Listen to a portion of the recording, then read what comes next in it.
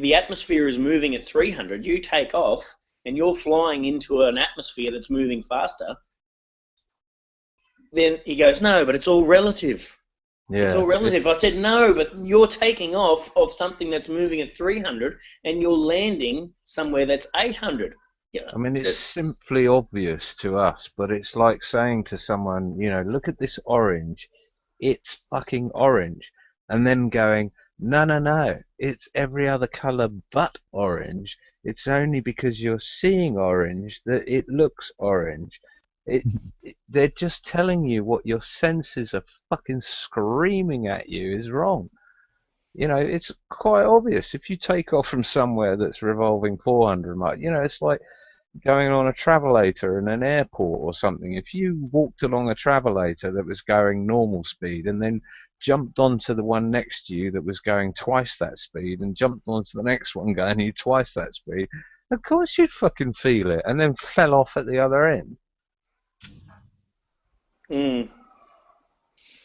But yeah, so I know he believes he's like, I was saying it to another person the other day. It's like he's been planted there. It's like I've got my own troll. It's like it's got my own personal troll. It's like you're on Twitter, and no matter what you say, he's even combating me about 9/11 the other day. Saying what? I said, don't fucking talk to me about 9/11. I said, mate, I know everything about 9/11. So he knows your Twitter. No. He actually found out that's why I changed my Twitter name about a year ago, because he found it out. He come across me blogging on this 10 reasons why the Earth is a globe fucking thing, and I was on that before I met you guys. But I was on that all the time, and I was calling these trolls out, and then they shut the site down after I called these guys trolls, and you could see though, because they knew everything about everything. There's nothing that I could talk about that one of these three guys wasn't an expert in. All right. And they eventually shut the fucking site down because they stopped comments. They stopped comments because it was just everyone on there could see that these guys were wankers. And that's what it's like. He found out who I was because I was using the same name, and so I changed it because I was Austruth back then. You ever remember me being that? Being what? Austruth, AUS, Australia Truth, but Austruth. I called myself back then. Yeah, I remember that. I come in my office and he'd written it all over my screen because he was on that same site, and I was saying shit to him that I was also saying on this blog, and he goes, "Holy shit!" He goes, "Have a look at this." So he found out who I went. Oh fuck! So I had to change my name. I didn't want him finding me. But if your Twitter name hasn't changed, then it doesn't really matter what. I'm still Rob Freddy. I'm still Rob Freddy, but doesn't matter what I haven't changed that. But he didn't even look at that. He didn't even look at that. But he's my own troll. No matter what I say, I've showed him 9/11. I said the building can't fucking fall down like that. It can't. He goes, well, why not? He goes, and he just not that he's really looked into 9/11. He reckons he doesn't, but he goes, well, the weight of that building would just knock it. I said, they don't build buildings so the high one of the bloody floors falls on the other one, the whole fucking thing falls down. No. Right? I've found that. Yeah, I've said, I know 9/11. I know it back to front. I haven't even looked really at anything for the last 2 or 3 years because I'd come to a full stop, and there's nothing more for me to see. I've got what I think happened, and there's no really new information coming out anymore. So I haven't really looked at it anymore and this has come along as well. Sounds like he would disagree with you that an orange was orange. Yeah, I even talked to him about the I said the new one is I said the trees, the giant trees. I said, not that I agree with it. I said, or I haven't really formed an opinion yet. I said, but I said, look at these trees. I said, they look like they've been cut off at the base. And he's going, nah, that wouldn't happen. I went, well, how do you know? I said, you don't know what happened 160,000 years ago? Or, nah, that just wouldn't happen. I said, what? Well, you can't just say that. You got to at least form your own. Have a look at the. There are people he's like my own troll. He's my troll, and you're not allowed to use him. Okay. No, I think there's people I've approached in the wrong way, and I know now it was the wrong way, and I know now that they will literally never agree with anything I say again, ever. If I said to them the sky was blue, they would say, fuck off, you conspiracy theorist twat. And, because they're not arguing against what you're saying, they're arguing against you. Their ego is arguing against your ego. And for them to even back off one step is admittance of defeat. And this is where the ego comes into it. They cannot admit that they're even remotely wrong, because that, to them, in the playground mentality, is defeat by sword. That's it. It's over. As soon as you or are, you're defeated. So instead of umming and ahhing, they say, you fucking twat, you mother, you retard, ignorant, all the rest of it, because they've got they've got nothing left to come back at you at. But those people will never change. They will never change. There are people I've had to just walk away from because I got it wrong. I thought they were more open-minded than they were. I hit them with something that was too heavy, too soon, and the damage is done. And unfortunately, that's my family. Yeah, so what I say to him is, go and prove to me how gyros work, and I go and prove to me the real math. If that's not the real math, prove to me what it is. But he never does. Yeah. He brings me, oh, go and watch this video. But I send him 1,000 things to watch, but he won't watch them because they're all fake. They're all just made up videos. Yeah. By us to make it look like it's. Well, this is why I want to bring together on this gyroscope video actual mainstream explanations of gyroscopes, admitting that gravity has nothing to do with it. Because until we get over that hump, then all they're going to do is keep screaming gravity. But that was the whole reason I used gyroscopes, because I knew gravity had nothing to do with them. Yeah. So, otherwise, but I did bring him around on the gyroscopes. He did go, well, I'll have to look into that. I said, well, you do that because the way I explained it, I'm getting better at explaining it. Because even your video, 6 months ago when you made it, I didn't. When you put it on the table, I didn't quite understand why that gyro should move. Yeah. Sorry, not the gyro. The why the degree should move. Yeah, I'm going, but it's attached to the table. Yeah. Sort of. Sort of. It's in a gimbal, so it's completely free of everything. Yeah, the frame of the gyro is still obviously attached to gravity, but it's not the inside of the Well, gyro. the only thing acting on it is density, and that is if you drop it off the table, then it would fall to the floor. But other than that, there's nothing else acting on it, and that's why they can use them. I mean, they had autopilots using gyroscopes back in the 30s, maybe even earlier. And it's this sort of thing I want to put in the video as well. The history of gyroscopes, because people now will just say, yeah, well, you don't know what you're talking about. Get a laser gyroscope, and these are just electronic chips. The same thing you'll get in your iPhone or your PlayStation 3 or whatever. It's an electronic chip that will tell you what the fuck It wants to tell you. It's not a physical mechanical gyroscope with a spinning thingy. So there's no comparison there. But that's what they'll tell you these days. Yeah.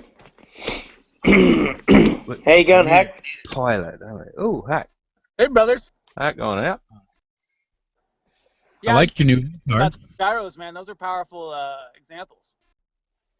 Yeah, it's a one-stop shop, basically, to show you that it's not a ball and it's not spinning, and you don't even need a gyroscope to do it. You can just read about how gyroscopes work, and then the only thing you need to know is that gyroscopes do work on the world that we live in, and they couldn't work on a spinning ball. So yeah, it's a one-stop shop for flat Earth, basically.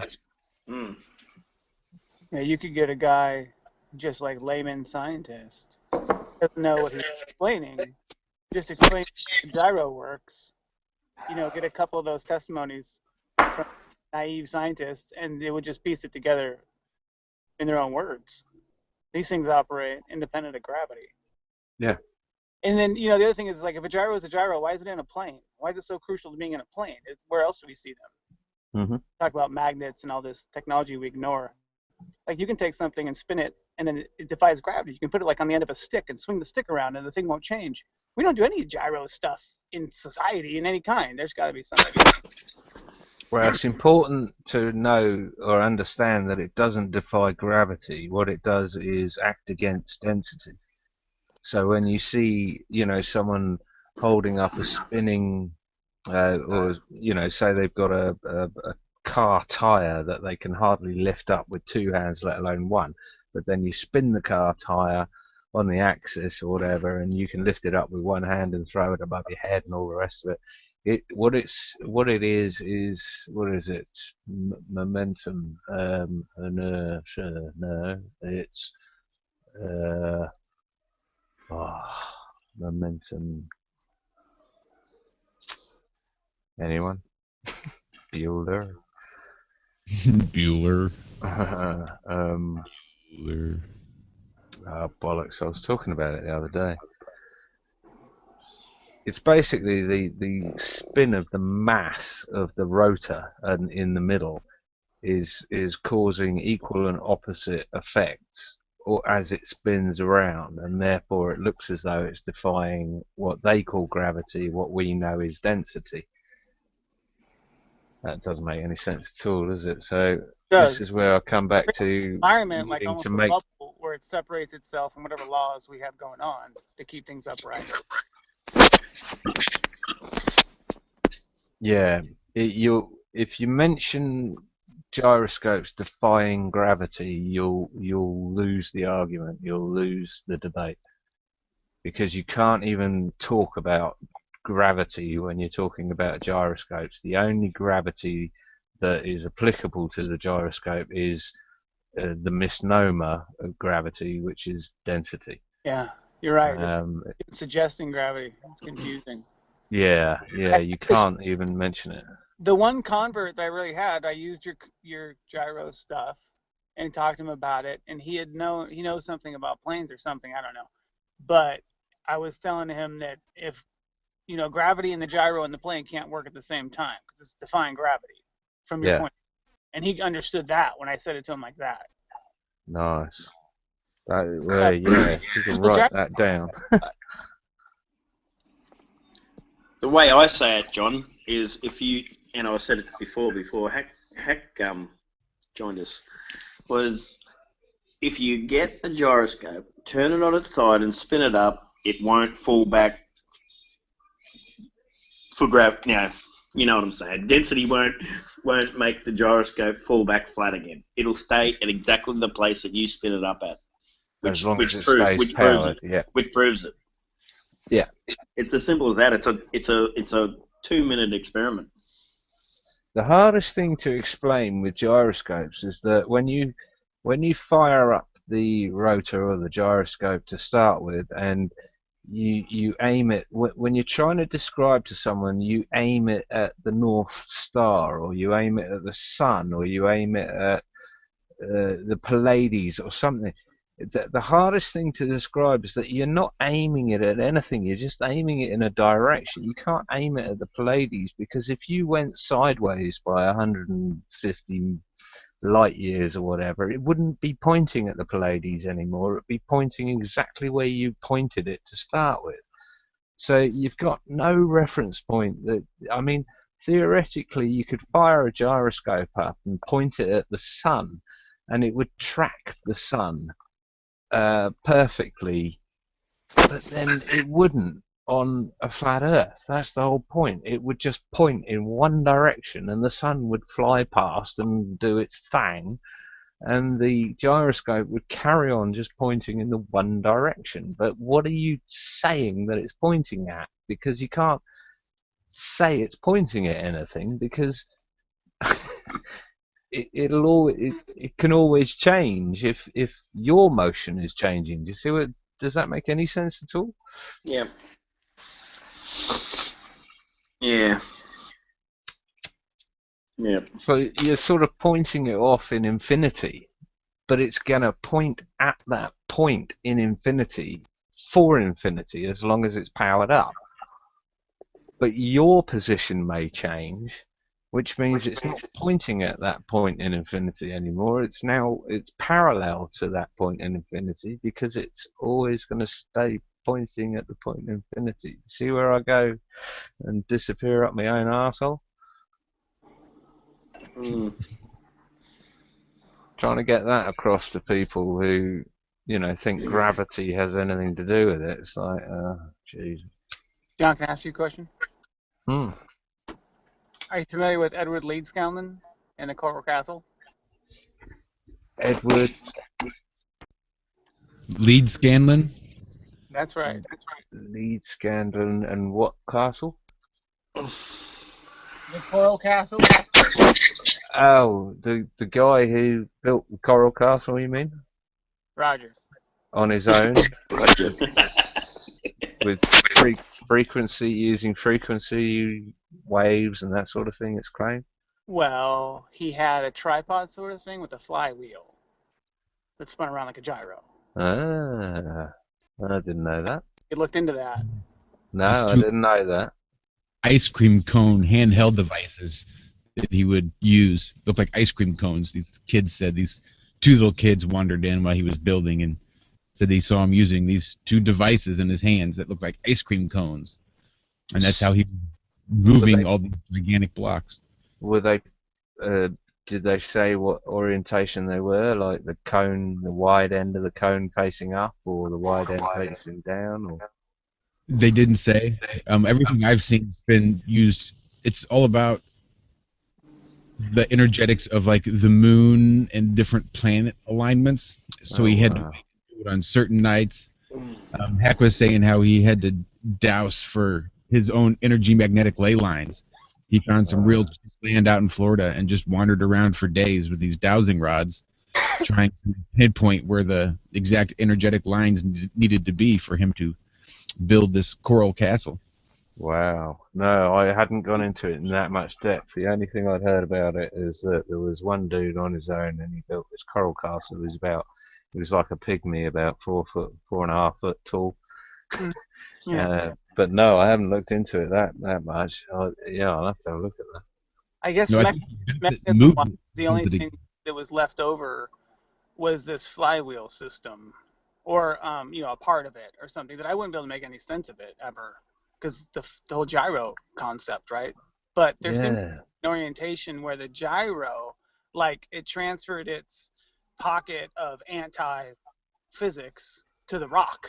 Yeah. So, like, naturally powerful, they could lift whatever. But I guess he had like a 20-foot tripod, and I guess that's what they were looking at, was like the tripod wasn't strong enough to carry the rock, but he did have a tripod, and the flywheel was like on the ground or underneath it or something. It's worth a look. No, this makes perfect sense, because here, this one, can you see my screen or not? Yeah. Okay, cool. This guy here, you seen this guy? Nope. Okay, do you want to listen to this? Love to. Yeah, why not? Can you hear that? No, Did you hear that? The video is muted. Yeah, but did you hear it when I just unmuted it a minute ago? Yeah, I think so. Is it muted now? Tell me if you hear it now.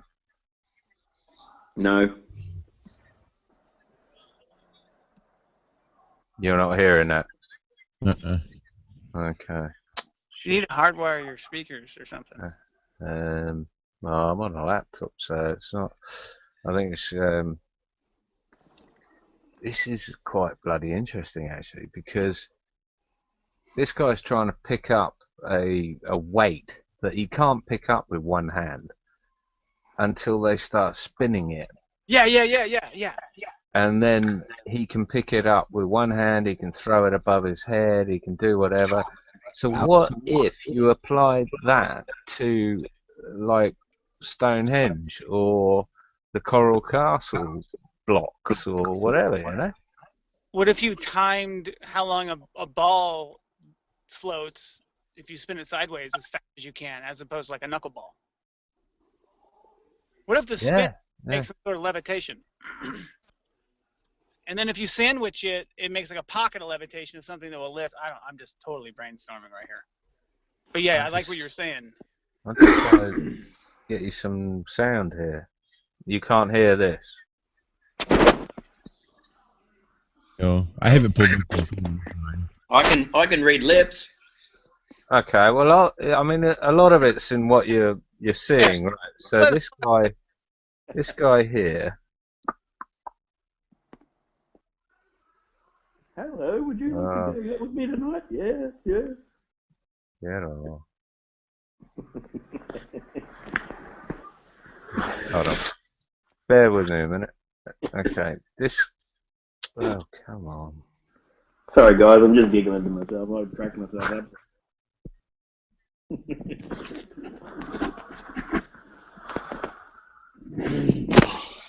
I'm glad we amuse you, Rob. That's right. Because if I was doing that, John, I would do a way better job than what you're doing right there if I was doing it. I've lost where he's even talking about it. What? I just heard that. I heard that for a second. Then I thought, world's roundest object. How the fuck did I get onto that? There you go. That's my right nut. You can't hear this noise, this sound, no? You can't hear this guy talking. No. Because I can. No. Right. Can you imagine trying to hold this out horizontally, he's saying? Really weighing it up. Now he's got some muscle guy there, and he's trying to hold this thing out horizontally.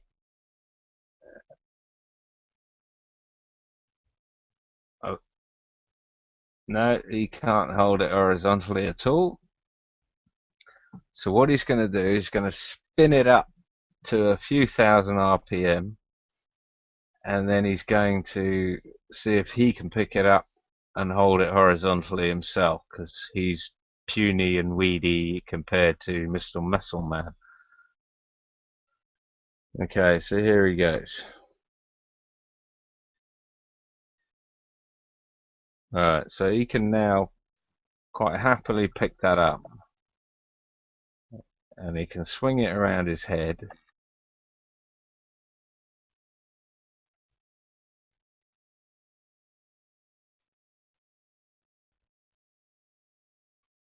Gyroscopic precession. Same principle.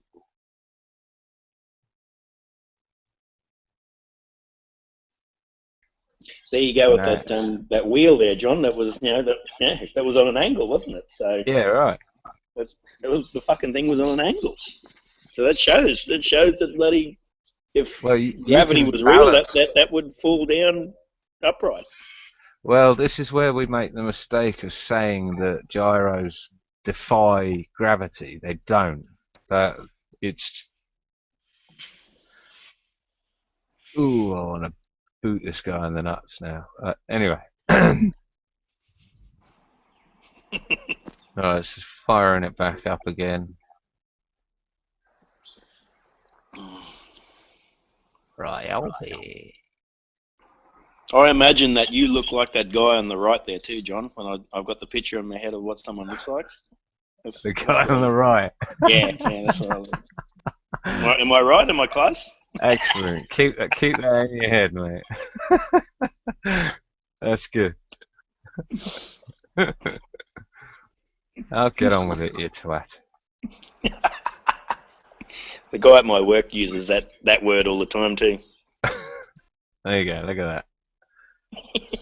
Now all you got to do is replace that huge weight with a block from the Coral Castle or whatever, and yeah, maybe 2 vortices or some sort. And I can see that, yeah. The faster that spins too, John, the easier it would be too, wouldn't it? Yeah, basically, yeah. You could lift it up with one finger if that was going sort of 50,000 RPM. Mm. Yeah, yeah. But it's not defying gravity. It's something to do it's just a word that I say because that's angular momentum. What should I say? Angular momentum. Right. That's the word. It's something to do with angular momentum. It's making an equal and opposite angular momentum force. I don't know. I'm talking out of my arse now, but we should call it the Savage Unit. Yeah, go for it. Yeah. But yeah, that's really interesting. However, it makes me ask the question how the Coral Castle guys span anything up to any sort of RPM in the days of... When was it built? No, it was the 70s, wasn't it? Coral Castle? Yeah. 29 or something, 33, 22. Oh, okay, so the age of electric motors anyway. Yeah, I had another thought though connected to that. You know how the pyramids are said to not be built with pulleys or wheels? Well, clearly whoever built the pyramids could figure out the shape of a circle. Maybe it was that they didn't use wheels to roll things on. They used wheels to generate whatever the kind of lift power that magic stuff is, you know? Yeah. Yeah, yeah. Just a couple of, those big grinding stones that they use to make flour in a windmill. Basically a rotor, like this guy's hanging over his head. And yeah, they spin it up and attach it to a block. Like a mill. 2 people can lift it up, with their hands. So much we don't know. Oh yeah, this is perfect examples of the basic everyday practical science that is missing, not only from our lives, but from research, from ideas, from concepts, from language. Like you were saying, what is that word for the angular momentum of a gyro? It probably doesn't exist. Yeah, right. It's not in our lexicon.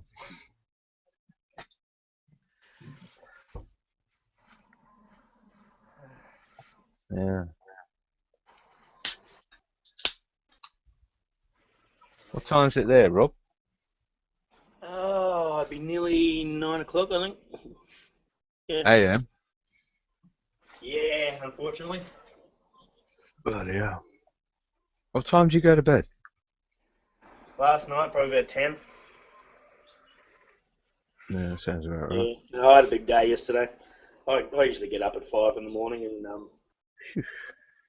it's usually 12 hours before I get home, depending on what I'm doing. Driving?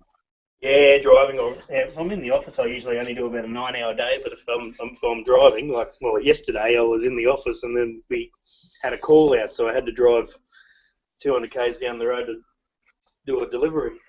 Bloody hell. Did you see that article I sent you about the gas seam mining? Yeah, I did read that. Yeah. Yeah, man, that was a close. And that's the area you were going to get into, was it? Yeah, right in that town, yeah. Right.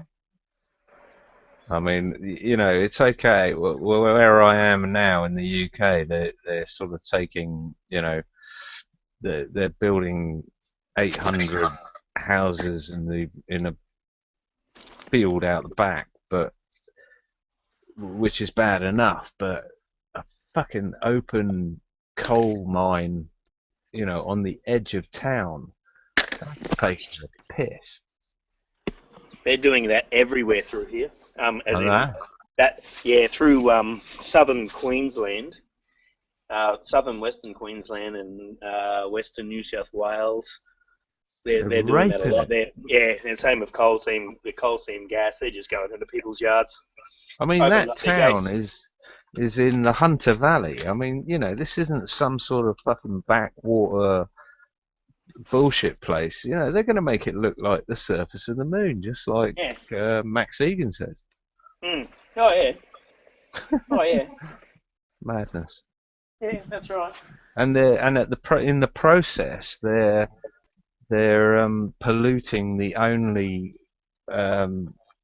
water bed that Australia has. Or the only reason I've got a nice yard here, like I keep my yard, really, really nice, is because I've got underground water. I've got a bore. My underground water is only probably about 4 or 5 meters down. Right. I'll probably turn the sprinklers on very, very shortly. But it's the only reason. If they destroy the underground water here, then you're buggered. And that's what they've done. That's the water table, basically, and that was the reason why we were going to buy in Gloucester, is because we were able to tap into the Avon River. But they've now the water in Gloucester, you pour it out of the faucet and you can set it alight. Fucking rape, man! This is rape of the planet, unbelievably. Yeah, that's right. And it's all come from state government. They granted all the licenses. They've taken all the backhanders. They've retired. Worth a fortune, John. It's worth a fortune in tax.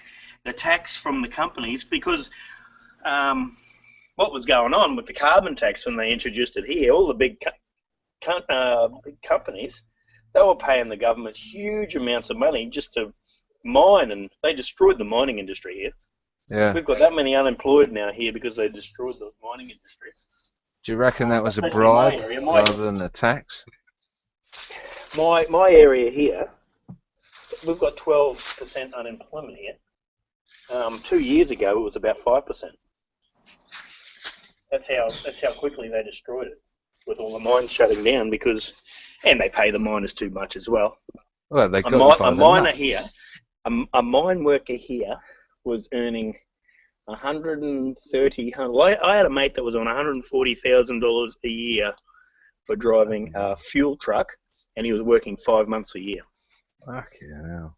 Yeah, so you do 1 week on, you do 1 week off, and you would live on site, but 1 week on, 1 week off, and you'd get 4 weeks holiday a year. So really, you're only working 5 months a year for $140,000. Not bad money, eh? No, not bad at all. Not bad at all. Yeah. That's another thing that destroyed them too as well. It cost them too much to bloody run the mine. I think I don't know what's going on with the oil price, but it's gone through the floor, hasn't it? Which pretty much killed the gas seam, the fracking. Yeah. It made it not profitable. It wasn't the Gloucester residents that got rid of the mining companies. It was the cost of oil. That was the only reason. It was an economic reason why they bailed out of there. And now that the vultures are going in to open cast coal mine or whatever. Good grief. Literally less than a couple of kilometres from the town centre. Yeah, there's lots and lots of cities exactly like that, John. Exactly like that. And yeah, but most of Western Queensland, the little mining towns have just turned to nothing. There's a place called Moranbah, that a house was renting for $1,600 a week because it was in a mining town, and the miners were getting paid a lot of money. So people who owned a house in Moranbah would rent, and they would pay it. So people were buying houses there, say a little shitty little house was selling for say $400,000 and $500,000. Yeah. That same house now that was worth that much 5 years ago, you probably couldn't sell it now. No, right. No. Yeah, there's a place called Mackay that's just south of me. You drive down there and you'd see all the big fast cars and all the boats in the backyards of the people, because it was virtually a mining town, because the mines are only about 50, 60 kilometres away from Mackay, that's on the coast. And everyone had the big boat and the big car and everything. You drive down there now, and all those cars are gone. Everyone's lost their cars, and it's just. It's sad though, isn't it? It's all, and it started with the carbon tax. That's when it all started. And apparently, apparently Abbott nullified the carbon tax, but I've heard it was that too late. It was already too late once he got in. The damage had been done. So it's Turnbull at the moment, is that right? Yeah, Turnbull. Yeah, he's really Labor. He is. He's a you might say he's liberal, but no, he's got Labor values. Yeah. He's a real rich bastard too. He's a self-made bloody hundreds of millions in the bank. Yeah. Still claims he's going away allowance. And what do you fall for this left, right, liberal, conservative paradigm? Not really. I would have done, but they're all the same, aren't they? I did for a while, yeah. Yeah, they're all the same. But what struck me was that, when I was in the 80s, my mum was pro-conservative. When I was in the 90s, my mum was pro-liberal, Labour, and then it just sort of flicked between the two, and it was just like, whoa, how did that work there? Didn't make any sense.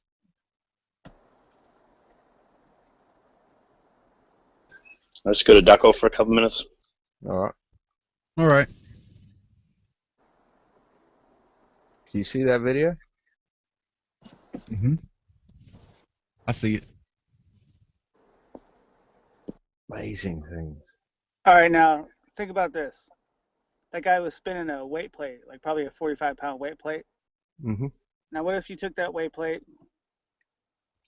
you made two of them, and you spun those things in opposite directions, and they were opposing magnets? Yeah, interesting. What do you reckon would happen? I bet you would create a force field in the middle of something. There would be lift some direction. I reckon there'd be lift somewhere. But here's the other thing I don't get. In a gyro, if you made the arms of a gyro magnetized, would it be possible that they would feed each other into, perpetual gyro motion? Ooh, no, that's interesting. If you made the outer circle one and the inner circle the other, wouldn't you just flick it once and it would just go whatever speed it kept going? Perpetual. The magnetism doesn't wear out, right? Perpetual motion. Mm. Yeah. That's these very are good. Yeah. just wild ideas. No, I'm with you on that. I think in some configuration, there has to be some configuration that you can focus these forces to either provide lift or perpetual motion or something along those lines. Yeah. Here's what I think Lee Skowlin was doing. He was doing this, but he was using the ley lines for wireless power. That's why he had to find the ley lines. Because when he set this up, something was going to need to be spinning on its own power, and it was like a free energy spin. And then from there, that thing created whatever the heck we're talking about, which I think we can get to the bottom of if we just simply combine gyros and magnets. Uh-huh. Yeah, no, I agree. There's something magical about them. not magical, but it's just something that we haven't been told. Oh yeah, I mean, look what that gyro's doing on the end of the stick. That's ridiculous, dude. Like Yeah, that, exactly. you'd call that voodoo, but that isn't in no way. It seems like it's a law, obviously, but we don't see it in any way a practical society or a machine or a functioning thing. We don't take advantage of it in the slightest. Same with magnets. Yeah, magnets have always fascinated me. Oh, It's unending power. they never talked to about us. You could make like the roads just magnets, and I mean, I don't know what the long-term effect all that junk is, but it can't be as bad as power lines. No, right. Well, we live amongst it anyway. Yeah. I mean, the Earth has the ley lines, and Josh and I were talking about how the Earth probably models the body in some way, and there has to be some sort of magnetic thing about the body, something to it. But that's a whole other side point. Who knows The what? body's electrical, so in essence, it has to be magnetic. Yeah. So because here's what the two go hand in hand. So here's what I think happens with the field of lift. I think that the magnetism is like, there's no barrier to where and you can and can't cut out. It's just the difference between polar opposites that you hover in between. So you can cut that at any space, at any sky, at any time. So if you have a machine that can just sort of like turn on wherever it is, it's just going to catch itself in between, the magnetic forces, wherever it is, because the whole galaxy of air is made up of that stuff. Mm-hmm. Like it's just going to create a magnetic force for where it is. So it's going to be held up by what's ostensibly like it's cut out its own field and reversed it so that it's polar opposite everything around it. So it's just being held in there. And then if you have a gyro moving in there, maybe there's some sort of like, well, I don't know. But you kind of see what I'm saying. It's like creating the magnetic force around you or around the object, and it cuts it out of nowhere because you created it from the gyro, from the magnets, whatever we end up like, Mm-hmm. the flying saucer. It's like, what if the motions of the sun and the moon around the Earth act like a gyroscope as well? What if they're acting like a huge rotating rotor with different, and they're moving the masses, where the moon catches up with the sun and the sun slows down and this, that and the other, and that in itself is creating turbulence and wind flows and seasons and air, jet streams, all this sort of stuff below it. What if we took the yin yang, instead of thinking dark and light or bright and dark, we thought of it as polar opposites, positive and negative, and them like basically occupying the same space and chasing each other around and having this fight that we can like harness and take advantage of. Yeah. I think the yin yang is definitely a depiction of what's going on above our head. The duality, of our reality is undeniable. Well, on one sense, I mean, it's also the duality of good and bad, and that there's always bad inside everyone that's good, and there's always good inside everyone that's bad, and all that sort of thing. Yeah, I agree. Yeah. So the thing about the spinning, the effect or whatever might happen, I saw one guy think it through or demonstrated. He was using magnets, and it was something Josh and I talked about. It's called the primer fields. Have you heard about this? Reintroduce me. Well, I have heard it, but I don't know. Primer field. Isn't there a whole film called the Primer Fields, or a video? Yeah, I bet you've seen it before, John. You'll recognize it, I think, once you see. Yeah, thrash it a little. I'm sure I'll know what you're talking about. Yeah, I guess I can't really recall too much off the top of my head, because where he started, he branched off from, and I didn't follow where he was taking it. He took it in, I believe he took it like Einsteinian dimensions, and he started off with a series of 4 videos, and by the third one, he pretty much nailed it. He had like the gyro, the spin, the magnets, the power of the earth, all sorts of stuff going on. And then he sort of abandoned it. I think it turned into the primer fields, became this sort of like esoteric, dimensional, mathematician thing, because he doesn't know the earth is flat, right? So if you would insert like a flatter paradigm inside this magnetic paradigm, I think it would gel like times a million. But that's just all I can remember about it. Has someone just stepped in from the ice field, or Me? is that you? Is it? You're not chainsawing again, are you? No. You want me to? No, it sounds like you just stepped out into an Antarctic wind. Yeah. Yeah, it is pretty windy here. I might turn around then. Is it pretty loud for you guys, is it? Oh, it was then, yeah. Maybe mute for a minute.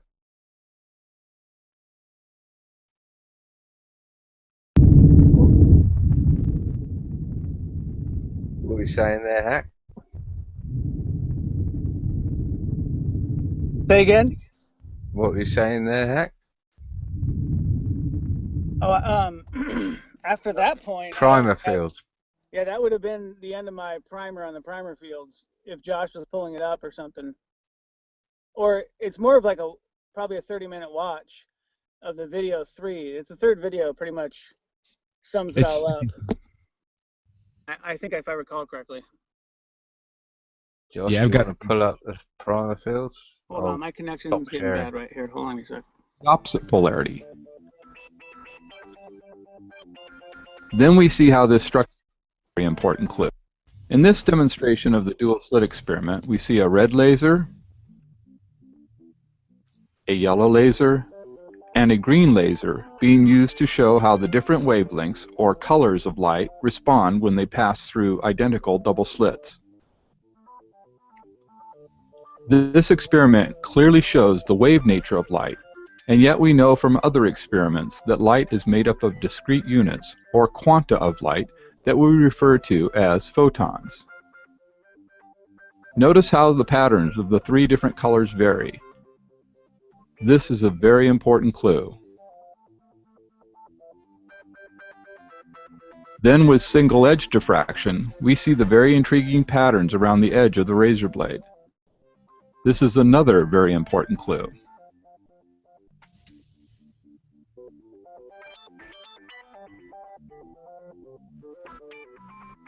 We also have important clues revealed in the continuous spectrum of light that is shown in these single slit experiments.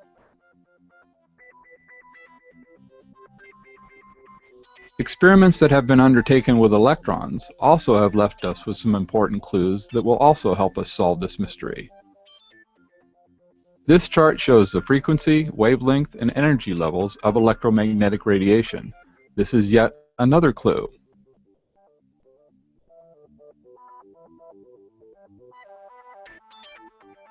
This is a diagram of the electric field and the magnetic field of all electromagnetic radiation. One more clue for us to use.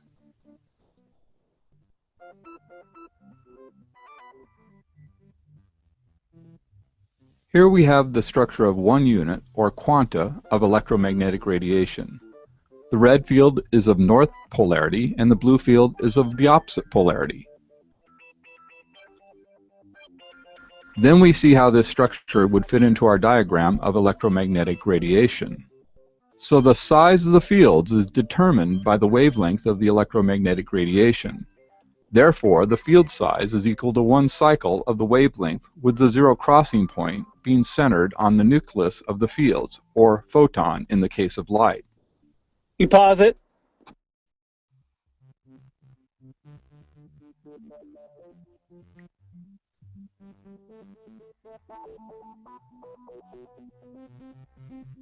Now we are going to take a look at the internal flow within this single photon.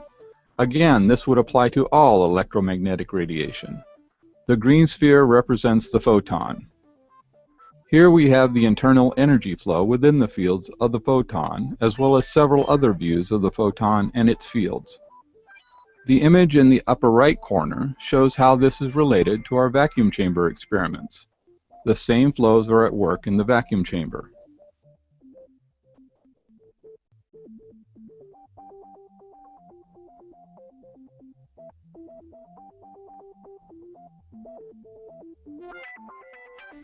Now around the core of this photon we have the bowl-shaped magnetic field emitters that were first revealed in the primer fields part 2. Then as we zoom in on the core of our photon we see the flip ring and the choke ring. Then notice that the incoming particle flow is not just particles.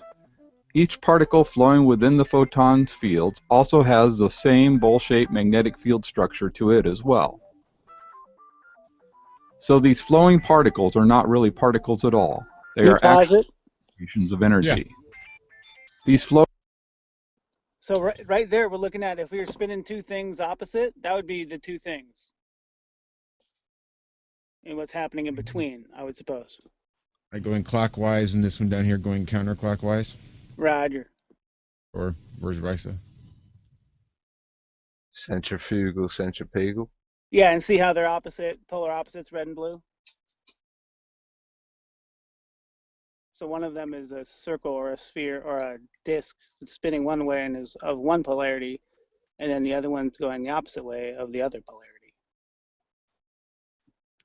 Yep, I know a lot of people that agree with this. Flowing concentrations of energy also have the same internal flowing structure as the photon itself does. The photon is actually a concentration of energy made up of many flowing concentrations of energy, which are made up of many flowing concentrations of energy. How many levels down this repeated pattern goes is unknown. The green circle in this image represents the concentration of energy that we refer to as the photon. But as you can see, there is a lot more to the photon than just the energy concentrated in the middle of the photon's fields. The exact size of the photon in relation to the fields and where it is exactly in relation to the flip rings still needs to be determined. This image is only meant to give you an idea of the overall system and not meant to be an exact scale model. In reality, the photon is much smaller in relation to its fields than shown here, but this ratio is more effective for showing the inner workings of a single photon.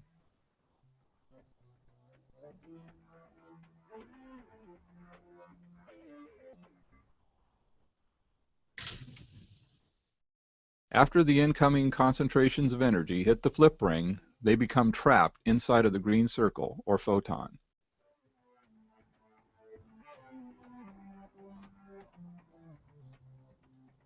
So, Hack. As you can see, some of this trapped energy. Do you think there's something magnetic at the North Pole or the South Pole or whatever,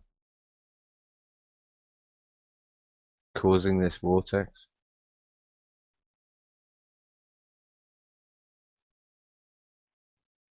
Have we lost Hack? He's there, he's muted. He may be doing something. Oh yeah. What do you think of that, Josh? I don't know. Where do the spiders fit into this? Where do they fit in? I followed all that Hattie Boff stuff as well with 777, and yeah, I don't know. What do you think? Well, that shit's way over my head. Yeah, it seems it's very interesting. I just don't necessarily buy it. Maybe I'd have to have access to the supercomputer that he found so I could see the information that he saw. But it was all in Russian, wasn't it? And that's exactly what you were saying earlier on, John. Is like the jet, like Brian Cox does the jet. We can't. All we can do is believe what we're seeing on the screen. You can't go and test it yourself. And without that, it's just simply so all you're then doing is believing a guy, and yep. I don't know. Yeah, well, it's hearsay. You either believe him or you don't believe him. That you can't prove it either way, so you have to have faith in what they're saying and believe them and trust them, or not. And I think most of us have come to the point where we don't believe, trust, or have faith in anything that we can't prove or test ourselves. Are we live, Josh? Yes, sir, we are. We are live. What does that mean? Means we're sounding good. We're being broadcast on YouTube. So I should wash my tongue then. A live flat Earth. If they searched it now, they would see us pop up. So I should have had myself on screen before hanging out the washing. Is that what you're saying? You were on screen earlier, hanging out at washing, didn't you? Know? Did you see my ass crack hanging out? My shorts were hanging too low. Yeah, the two clips on the big Grundies you're hanging out on the line. Somebody, You're pulling out all the good words there, John. Sprogs, Grundies, you get all the good words. I grew up with Neighbours and Home and Away. Sprogs. That's a good one. I hadn't heard that in bloody 30 years since I left school. Sprogs. That was probably the last time I watched Home and Away and Neighbours. Bullshit. And Cell Block H and Bush Tucker Man. I met the Bush Tucker Man. Yeah? Yeah, I've met him, yeah. Yeah, we used to deliver to him, so he used to just live around the corner from me, where I am here, right here. What was his name? But we used to do deliveries to him, so yeah, we used to chat to him. Irvin? What was his name? What was his name? Ross Higgins. Higgins, yeah, Captain. Yeah, what was his... Captain Higgins. Something Higgins, his name was. Did you ever hear to have his Land Rovers? Yeah. About him being eaten by a crocodile? Did you hear the urban myth that he turned into Bush Tucker himself? Yeah, apparently. Horseshit, apparently. No, he's well and truly alive. He's actually moved houses, so he doesn't live at the house anymore. So I don't know where he went, but he is a top lad, absolute top lad. Yeah, full respect for him. If ever I got stuck in the bush, I'd want to be with him. Yeah. How would you go eating a witchetty grub butt? Yeah, no problem. I've eaten worse. All right. I think I'd die. Really? Is that too windy for you guys? Is it too loud here or what? No, you sound fine. There's Walt. Fine now. Hey, what's up? What's happening? Hey, Walt, how you doing? I'm making it. Yeah. You back home, Oregon now? Nope, I'm leaving at 5 this evening. In the morning I'm leaving, so. Right, good luck on the travel then. Yeah, thank you. Yeah, I'm going into I don't know what. The state's already flooded and I there's heard more rain about coming. that. What's going on there? Yeah, man, Louisiana got wiped. There's somebody that did a video on it, because I don't know how much geoengineering you guys have researched, but it goes on quite a bit. And I watched things happen off the coast. Like, I watched clouds form, like it looked like someone dropped dry ice off in the ocean, and it just started billowing up into the sky, just piling and piling within minutes. I've seen that happen numerous times off the coast.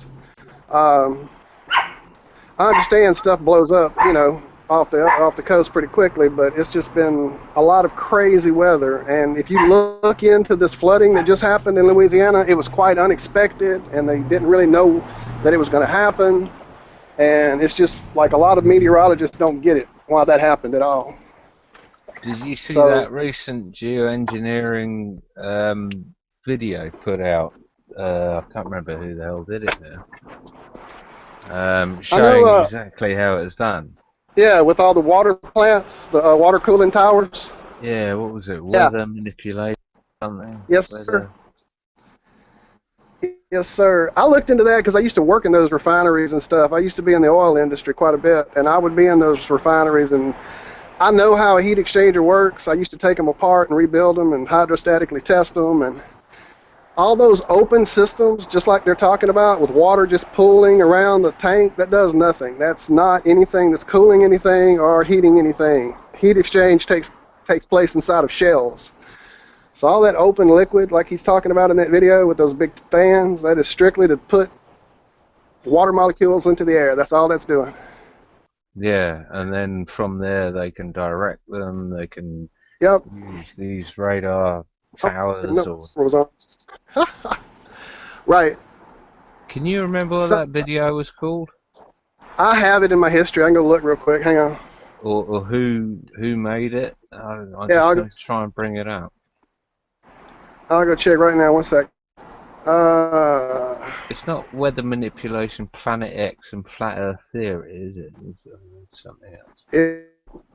That's one I've watched. I'm not sure if that's the one I just saw. You know. Check that out. Hey, John. Yeah. That's another thing the guy at my work and I were talking about yesterday and the day before was chemtrails. And he used to live in your neck of the woods. He was from Nottingham, and he said that was normal. He said they're just contrails. He said I lived in England where that was just normal. I said the planes. How old is he? They just go all over the place. He goes, that's just contrails. I said, yeah, but they hang around for hours and hours. And I said, that's not normal. He goes, yeah, if you've got the right weather conditions, they'll, it's just the engines, it's just ice or whatever, just ice. It's just the. Yeah, that's the exact same crowd. He said it's just normal. He said, that's what I'm saying. He's like my own little troll that. Rob, how old is he? He's actually 2 months older than me. Right, so he's in mid-40s, so he's lying to himself then, because I've been looking up and seeing these. I've been lying on my back in the park for the whole of the 80s and never seen these things, and then, 90s, 2000s, now we have persistent contrails. And I lived, and that's what I'm saying. He said, no, that's been around his whole life, where he's been seeing that. He goes, that's just normal. That's just, he goes, especially around airports. He goes, just. I said, mate, I've never seen them in where I live ever until about 4 months ago. 4 months ago was the first time I'd seen one, and now I see. I even see the remnants of it now. I even see the remnants of what they do a few days ago. It still sits there. I've got perfectly blue skies today. There's nothing. Nothing in the sky at all. But by this afternoon, when I get a few clouds, you can start to see a little bit of what they've dropped, even days and days and days ago. It's just that little misty shit. You know what I'm talking about? Yep. Yeah. 20 years I lived in between Gatwick and Heathrow. And they're the two busiest airports in the world. And I never saw chemtrails. I said to him that contrails dissipate, a kilometre behind the plane, don't they? Mm-hmm. Yeah. They go. He goes, no, in the weather conditions. I said, they don't last there for hours and hours and hours and fall and blanket a city. He goes, yeah, they could. I've got a friend Next time you're talking to him, Rob, throw this at him. Sat here in Oregon and why? Because my brother says the same thing. It's just weather conditions. Some days it stays and some days it doesn't. I can watch a plane go by and leave absolutely no trail. 2 minutes later, another plane goes by the same path and it leaves a huge trail that stays up there all day, spreads out, turns into the mist, and it stays. So how can the weather condition change in that same path in that short a time to make one trail stay, the other trail not? What do you reckon the lowest? What's the lowest they let their shit go at? What do you reckon? Because the ones that I see are really high, really, really high. Well, on the coast, they go by really low. That's why I know they're doing geoengineering down there. They're trying to fulfill their biblical flood prophecy for the end days. So my wife down there. I've watched them go by very low. Yeah, I haven't seen that. I've here in Oregon, they really, really high. I'm right on the coast. Yeah, here in Oregon, they go really high. Okay. But there's a lot more air traffic here in Oregon than so I think that's why they have to do it so high to stay above commercial traffic. Yeah, there's not a lot of traffic here. Mind you, I live near a RAF base. Yeah. So, but no, I don't see that. I don't see the contrails ever. Really, the weather conditions here are. I guess you'd find them more. Do you find them more in a humid humid conditions you think are contrail, or dry conditions? Both, because it's humid in Louisiana and I see them, and it's dry as hell here in Oregon and I see them. Contrails I'm talking about there. Where would you more see a contrail? Both situations? I mean, I'm seeing them both. I don't know. I mean, I see a lot here, and I've seen a lot at home. In fact, the lady that did the interview with me for the that Mike.com or whatever, she contacted me about chemtrails. So I was looking up a lot of pictures. So she's contacted you I again? just posted the video. I just posted that video about the Louisiana floods and how they manufactured it. It's war weather or weather war 101. I put it in our little chat room on here on the Hangout if you want to put it up. Who's hosting, Rob? I mean, John? Can you hear me? Yep. Yeah. I just noticed this in Louisiana here. This part of the video. This was that geoengineering video I was talking about. Can you see this? Yep. Circling bubbling clouds showing. Yeah, I don't know if this is relevant or not. No, it is. That's it. But you can't hear the sound, can you? Here we go. Prelude location. Josh, you fucker. Oh no. St. Louis, Missouri. Now we know. Sorry. Josh, you take over hosting. I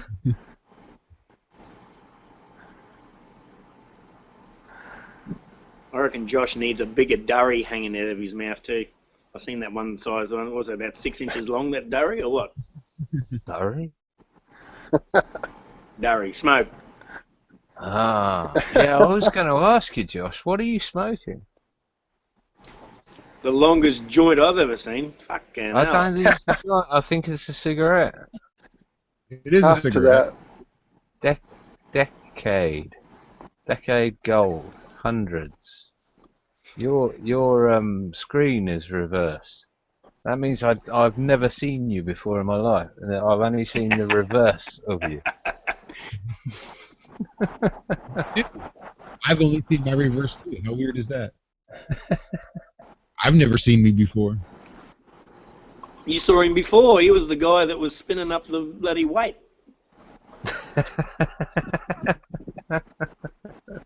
I've seen you, Rob. Yeah, I'm a good-looking guy. Yeah. Someone else is here lurking. Oh, that's Hacksaw. Hey, what's up, Hacksaw? He's on mute. Yeah, he's on mute. I think he buggered off. Nope, Hey, brother. There you are. Josh, have you ever thought about tobacco roll-ups? Absolutely. I spent a little bit of time in jail. I'm just. I mean, my broke ass has rolled many a cigarette. Why does everyone associate roll-ups with jail? Ever since I started rolling them, people have come out going nudge, nudge, wink, wink, done a bit of bad, mate. Yeah, which jail they're cheap. you in? Well, It's fucking common sense. Commissary, all they'll give you is tobacco and paper. They're not gonna give you How much is 20 of those decade 100s or whatever? You're getting paid for this, aren't you? I like the 100. I was gonna say. Product placement. He needs a Coke can in front of him. Just getting ready for that radio gig. UN flag behind him. These 20 cost me $3.33. Oh, be fucked. 3, 20, 25 bucks. Right. The Masonic fags. Well, my girlfriend smokes too, so I usually buy them twice. 2 packs at a time. How much would that cost in the shop? Cost in the shop? I mean, if I were to go buy them, that's where I went. I just run up to the gas station, and they pay. I buy them. $3.33. What do you think he barters them? Is that how much normal cigarettes cost over there? Not at all. $3.33 special or something. Or... I mean, for That's these, special. Right. Ah, thanks, Josh. I forgot what the packet looked like there. Yeah. So for like the Marlboros, for a more expensive one, it might cost you $1. They say I don't get paid unless I show it 5 times. So I'm just trying to show it. Right. One more time. We're gonna get slaughtered for this, you know.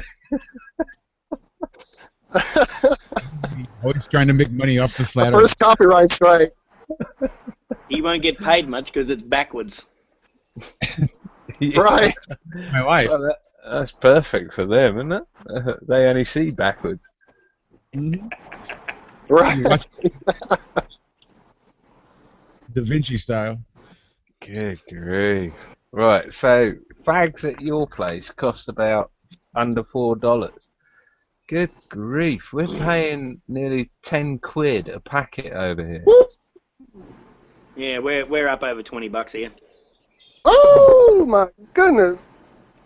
And you're It's all paying tax. $3. It's all tax. Yeah, it's all tax here. Oh I'll be man, back. just wait till your petrodollar gets flushed down the toilet, man. Oh, fuck me, you're gonna hit the ground hard. Mm.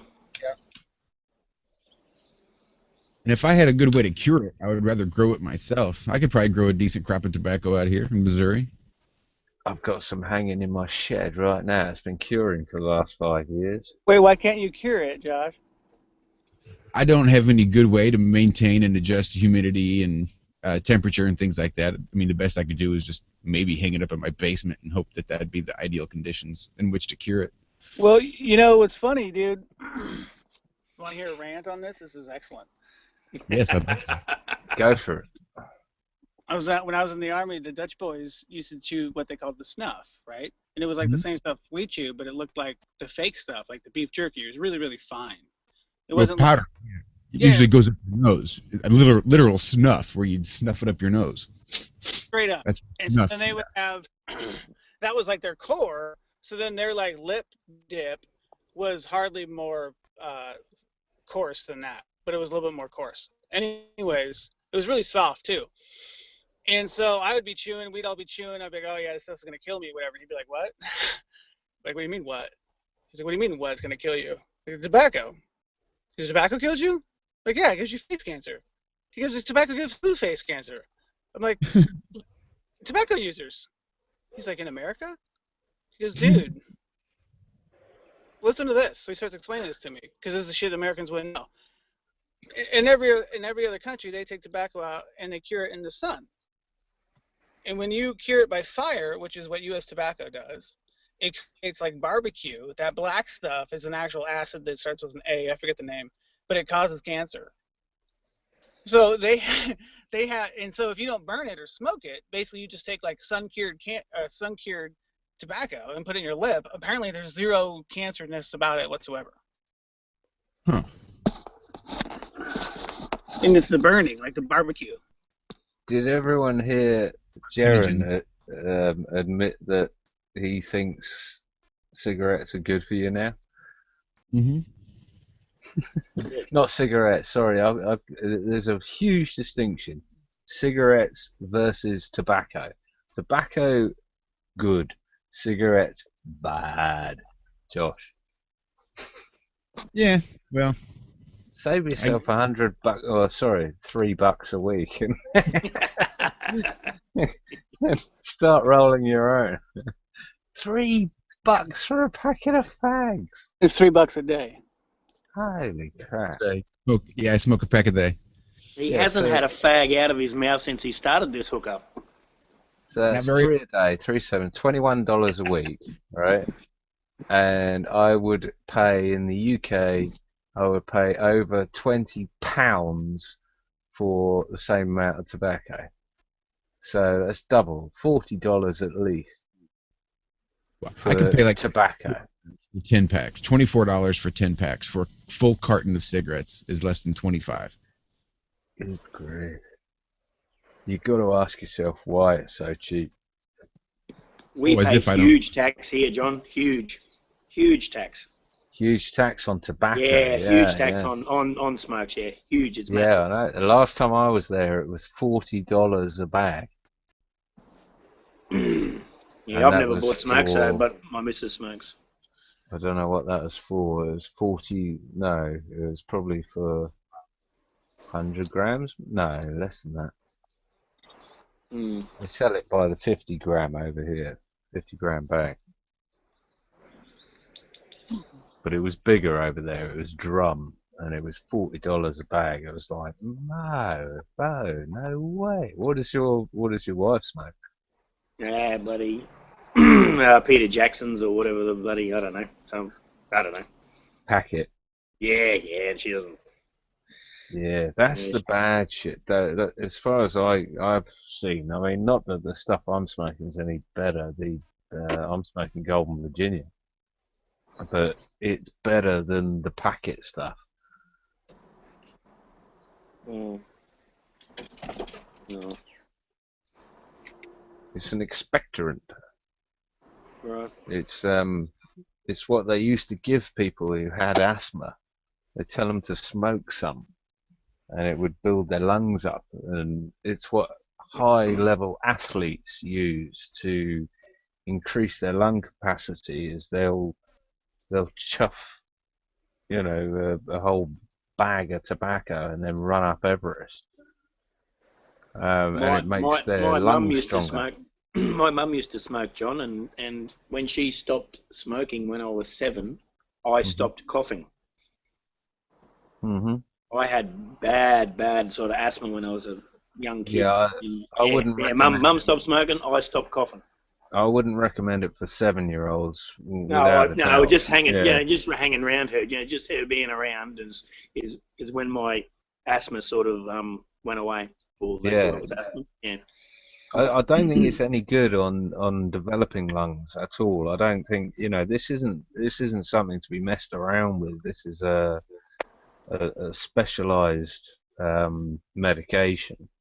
It's definitely not something to be put. The same with marijuana. It's not something, or cannabis. It's not something to be anywhere near a child.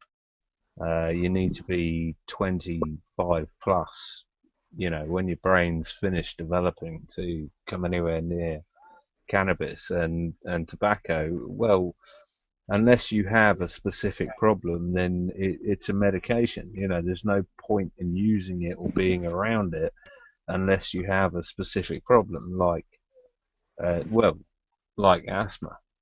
Like Jaron says, he had asthma up until he was 15. He had to be hospitalized twice with asthma up until he was 15, and then started smoking and never had asthma again.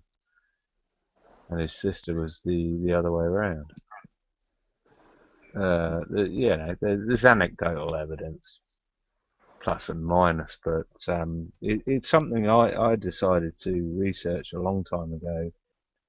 Being being a full-time researcher, I thought, okay, well, I'll be an idiot if I don't research tobacco and alcohol, and see if I'm doing any damage.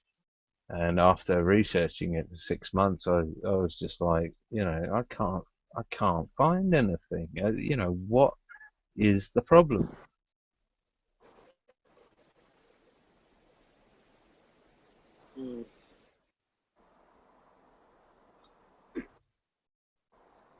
So, you guys reckon we should start up our own little debating thing? Well, because we're live on air now. All right. Well, how do we draw people in? I don't know. What do the others do, Josh? Well, look, there are people right now on the comments of the video right now that's going live. There are people join. There's some guy posted a comment asking if he can join. How do I see that? Go to YouTube and just you can search for the video. Level-headed discussion of life on the flat Earth. Is that what channel is it on, but Josh? Yeah, is that No Sphere or? No, it's my personal. That way, this one wasn't associated with the website. Your personal? Which is Level. Yeah. Level-headed. What? The name of the video is Level-Headed Discussion of Life on the Flat Earth.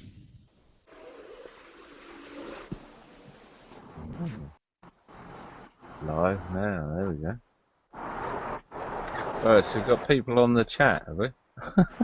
Yeah. Well, it's like the comment section. I don't have the Q&A open, so there's no like live chat feed.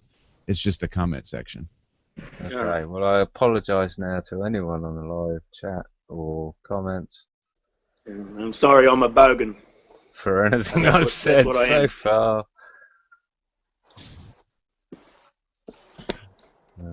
Still trying to get to it. How do I turn the chat on? 3 watching. Well, that's probably us 3.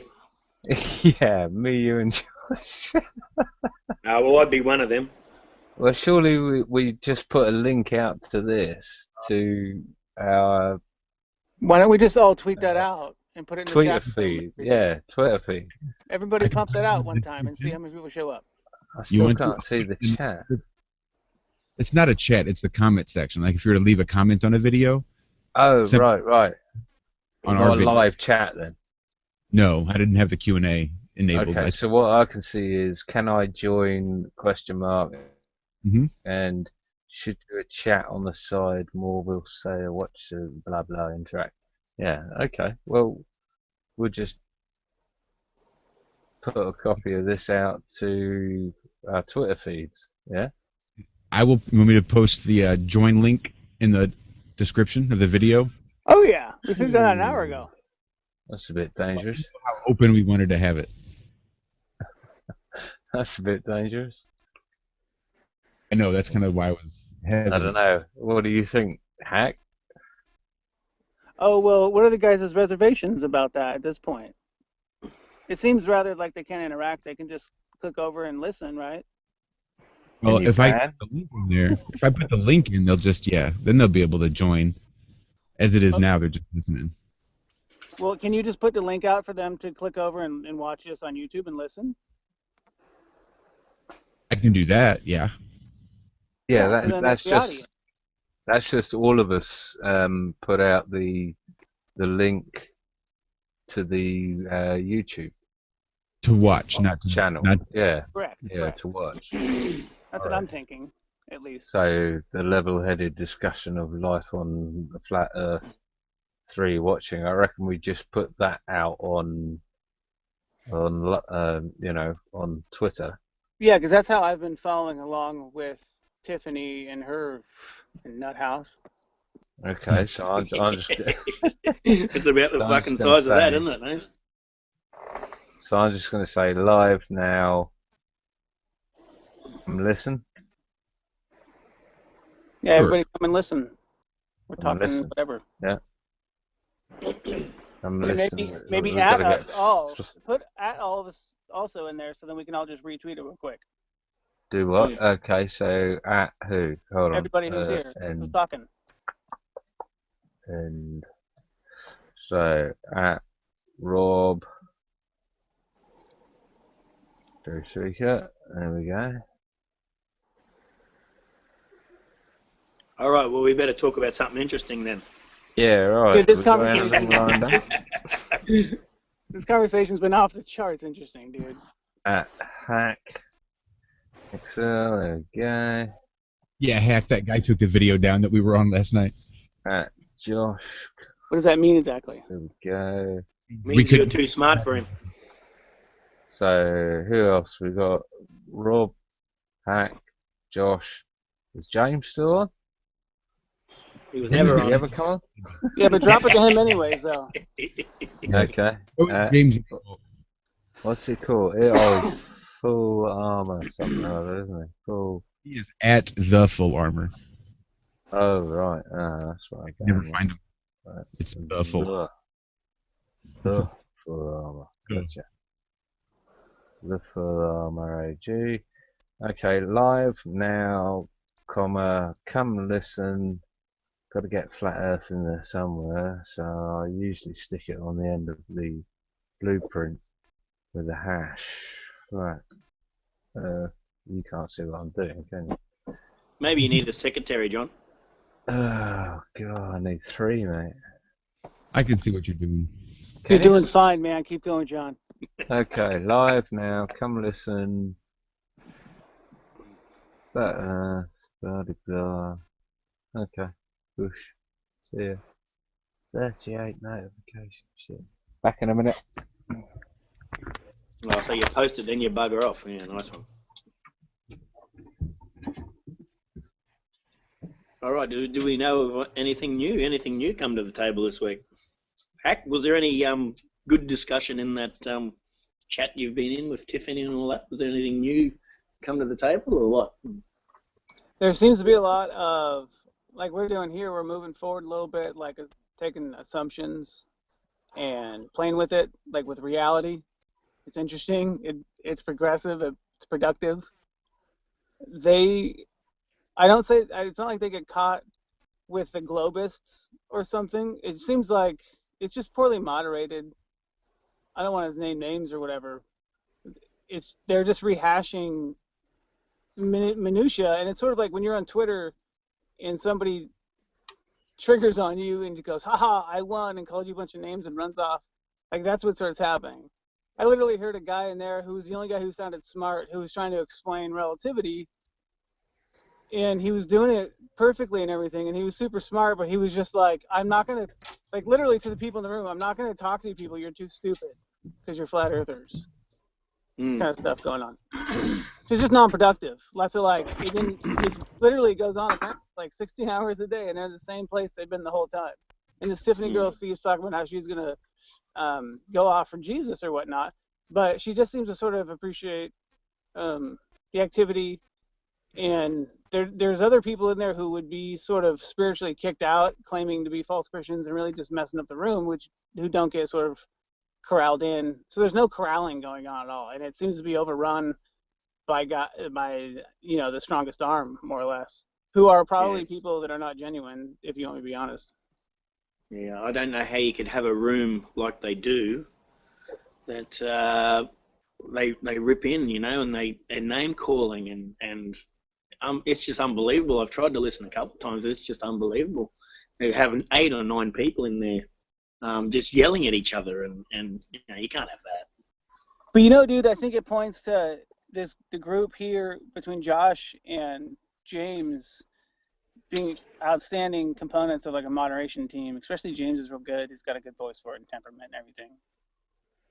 So that's key. Having some sort of any sort of structure that is bookended and just people can stay orientated to the discussion and just keep a calm, rational attitude where if they pause, they're not getting jumped in on, or if they sort of lose track of the point, somebody can remind them instead of taking the opportunity to derail what they want to talk about. Rational thinking that people will be attracted to because it's clearly laying things out and moving forward and progressing and honoring what words are being spoken. Like the people you hope are out there talking about this sort of stuff. The people you want to listen to. I think James. You're right. Personally, I've seen it, but so does Josh. Yeah, I was thinking about getting on one this morning with someone else, but yeah, you'd need a couple of you to. You just get smashed if you're on your own in there. You just get smashed and talked over, and the moment someone like us talks, it's just 5 or 6 of them are calling you a nut job and calling you every name under the sun. That's just a waste of time. Yeah, like the modern presidential debates has to sit in between the two parties and the nut gallery, and like make sure the nut gallery isn't throwing peanuts into the stage while the two people have their say. And then the nut gallery gets brought in with their questions and whatever else, but like under moderation. No. Topics are like, listed off and covered and then whatever you call it, go over it again, then move on. And like we can keep things going either by hour, by day, or by week. All sorts of different stuff that we could be talking about, including. But like I said, I don't think there's gonna be a huge problem getting followers, man. Like every one of you single guys, every single person that follows you, likes you, listens to your thoughts, retweets your stuff, and that if they finally get to hear your voice, at least, dude, people love that stuff, big time. Finally talking about it in the open, sharing all their friends, because you don't have to worry about it, dude. The people like the girls that are in the room now, go crazy and just tweet the stuff all over the place and talk it up, and you don't even really have to worry about how you're marketing yourself, as long as when they show up, the interface is clean. Yeah, that's it. You got a lot of girls following you there, Hack? Me? No, I'm just a beard on the screen, man.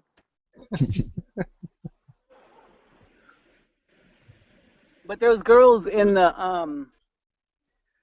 IRM chat room at the moment are quite active and energetic, and especially the sort of person that will flitter this stuff around with energy, even if they aren't listening. What chat room are you looking at? General chat. How the hell do you get to that? Oh, this is the IRM, the one on Twitter. You know, the DM room. Ah, right. Go to twitter.com. Search your own name. Oh, no. Type in @JohnSavage. We were talking about gyros earlier on, Josh. Did we get that live or not? We weren't on live there, were we? Let me check.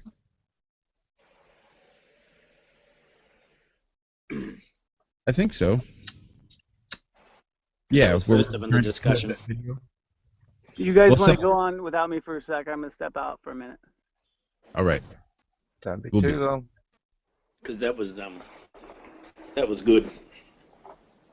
Roger. That was good stuff. Yeah, I think we most of it. Gyro stuff. Yeah. Pulling up the videos. Yeah. Yeah, I recorded that. Right. Oh, I was going to say that Primer Field's video actually gets to the meat of it later on, the last like third or 2/3. I'll be back. Yeah. John, I was asking you earlier on, just a DM about the Antarctic race. So, what? I don't think I've seen that video that Jaron did. So, is it a fake race? Do you think, or what? Because if the race is real, then it seems like it's going around the bottom of each country, does it? Australia to South America to Africa, and it doesn't actually go very, very close to Antarctica. So, do you want to elaborate more on that? Yeah, there was I think it was Jaron who did a video about it. It's called the Antarctic race, and a bunch of sailboats race around the Antarctic. Yeah, because it was another discussion I had with my mate at work, and I got on the internet and it said that the race winner did it in 16,000 miles, did 16,000 miles in 102 days. So for me, you couldn't do that on our map, but you could easily do it on their map. So it's either it's not real or it's it's either real or not real. And it proves that one or the other. Yeah, I'm not fully versed on this. It's probably Antarctica is the key to everything. I mean, if Jaron's listening, it's the key to everything for me, because if you go down there and there's not a 24-hour sun in the middle of summer, bang, it's done and dusted. Well, you know what I mean? Rob, I mean, if you hang your camera out your window and do a time lapse of facing south, you should show a clockwise rotation around a center point called Sigma Octantis. I've actually looked for that star, John, and I can't find it. Well, I see the that Southern doesn't Cross. surprise me. I see the Southern Cross rotating. Yeah, I've seen And the funny Southern Cross part about the Southern Cross, all right, in the middle of summer, I was watching the Southern Cross, very, very low in the sky, and by the time I went to work at 5 o'clock in the morning, it would be upside down, maybe 40 or 50 degrees the other way. Now, right now, it's just coming to the end of winter here. It's at 7 or 8 o'clock at night now. It's where it would be in summertime at about 1 o'clock in the morning. Right. It's exactly the same spot, but it's just 5 hours earlier, 4 or 5 hours earlier. So how can you explain that? Because I remember standing out looking south on my relative's balcony in Sydney, and I'm looking at the Southern Cross coming up in the east, and by the end of the night, around 2 o'clock in the morning, it was over in the west. For me, and I can't remember the exact degrees, but I'm thinking it was 100. It rises, or it's there. It's there at like 7 o'clock at night because the late sunrise here, sunset here is probably about 7 o'clock at night in the middle of summer. But you can see the stars there, fairly low in the sky, about 160 degrees maybe. And in the morning when I'm going to work, it's coming down around about the 200 to 210 degrees, around about that range. So it's moved 50 degrees over, I suppose, Yep, and upside down. Southwest, yep. Yeah, so it's moved across the south marker, south being 180 degrees. So it's moved from one side of south to the other side of this, from southeast to southwest virtually. Yep. Overnight. Yeah. But at the moment, it's way, way earlier. It's like midnight to 1 o'clock in the morning, whereas summer it'd be... and I also winter, sorry, it'd be 7 o'clock at night, 8 o'clock at night, and in the same spot to 1 o'clock in the morning in summertime. So it doesn't change where it is. It's no different to the placement of where it is. It's just later in the evening. So in your summers, Rob, down in Brisbane, what sort of twilight do you have? So the sun sets at, say, I don't know, 7. What sort of twilight? You're probably looking at where I am in Townsville. 5 till 7 is the summers. In winter, you're looking at 7 till 5, 7 till 5:30 or so. Hold on, 7 till 5.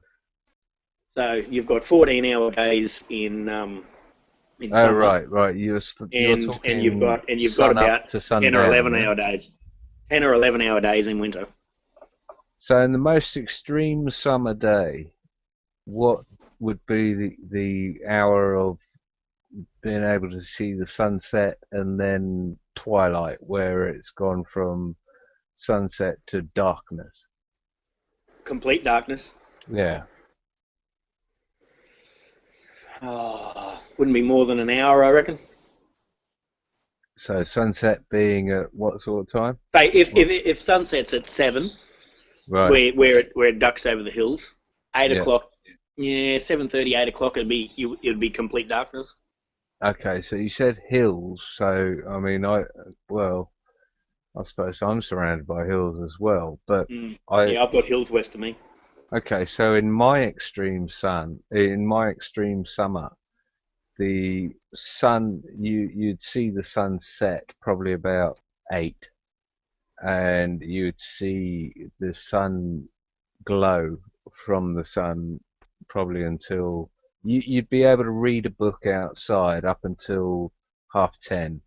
Yeah, no way. Yeah, absolutely not here. Absolutely not here. No way. Now that in itself is a massive proof as to the fact that we're not on a globe, because you're at what, 20 something south? 19 or 20 degrees here. 19, 20 south. I'm at 57 north, You know that you should. You, it just doesn't make any sense whatsoever. Yeah, that's If right. it's a spinning ball, Yeah, that's right. you know, you'd be getting the same sort of sun coverage as there would be in 20 degrees north. So what's that? Sort of, I don't know, what's 20 degrees north?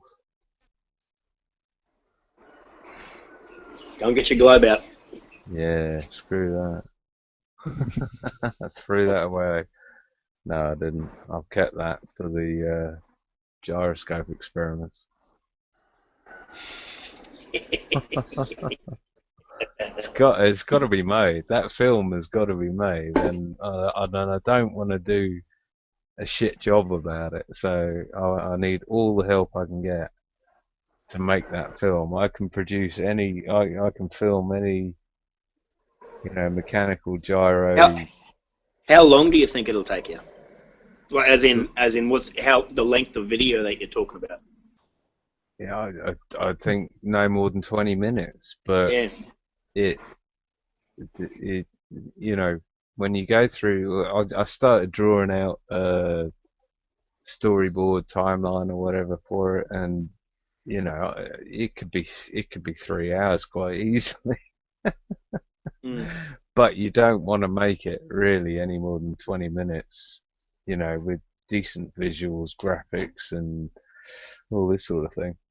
Yeah, you don't need to go through the same info as your last one on the gyros either, you know. No, exactly. It needs to be cuts, edits of, you know, all these sort of things. There's so many gyroscope videos now that you know, you could take sound bites from pilots and you know, engineers and all sorts. Yeah, needs doing. I thought you'd knock that up in 5 minutes on your own. Yeah, fat chance. I'm as big a Luddite as you are, I think.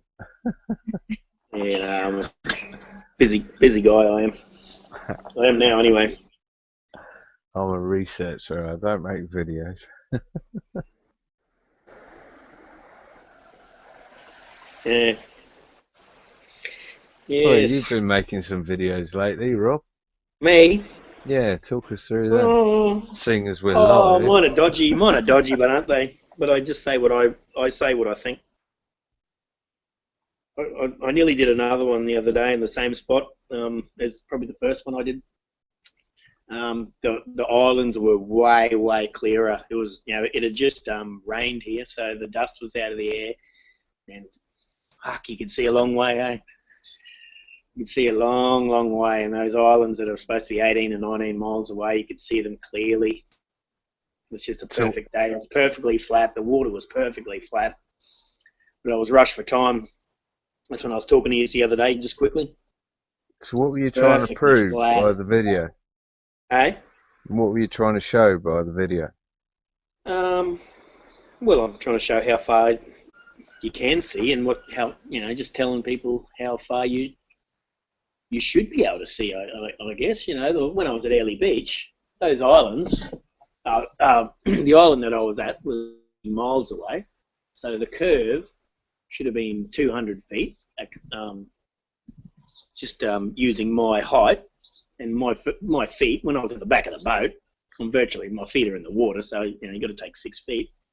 But the town of Airlie Beach, which you can see there's motels and everything along the sort of shoreline, you can see them clearly with your naked eye. So if someone else took your video, Rob, and sort of, you know, put pointers on them and labels saying this is Airlie Beach and this, you know, that sort of thing, that'd be cool, yeah? Yeah. I haven't got the equipment to make great videos, but you know, I'll just explain, and if someone really wants to go through and point out where I'm going wrong, well, they can do it. Doesn't bother me.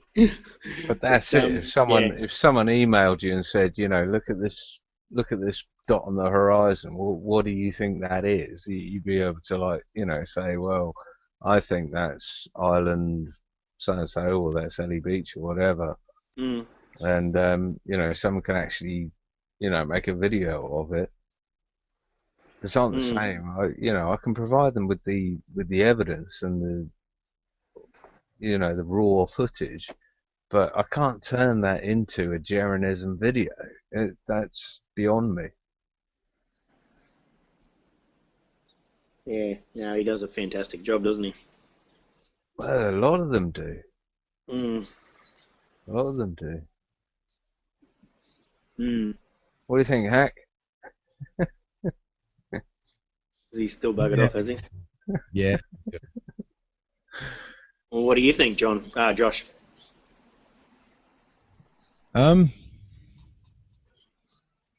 Very little. Talking about? Gyros? Mm. All the videos.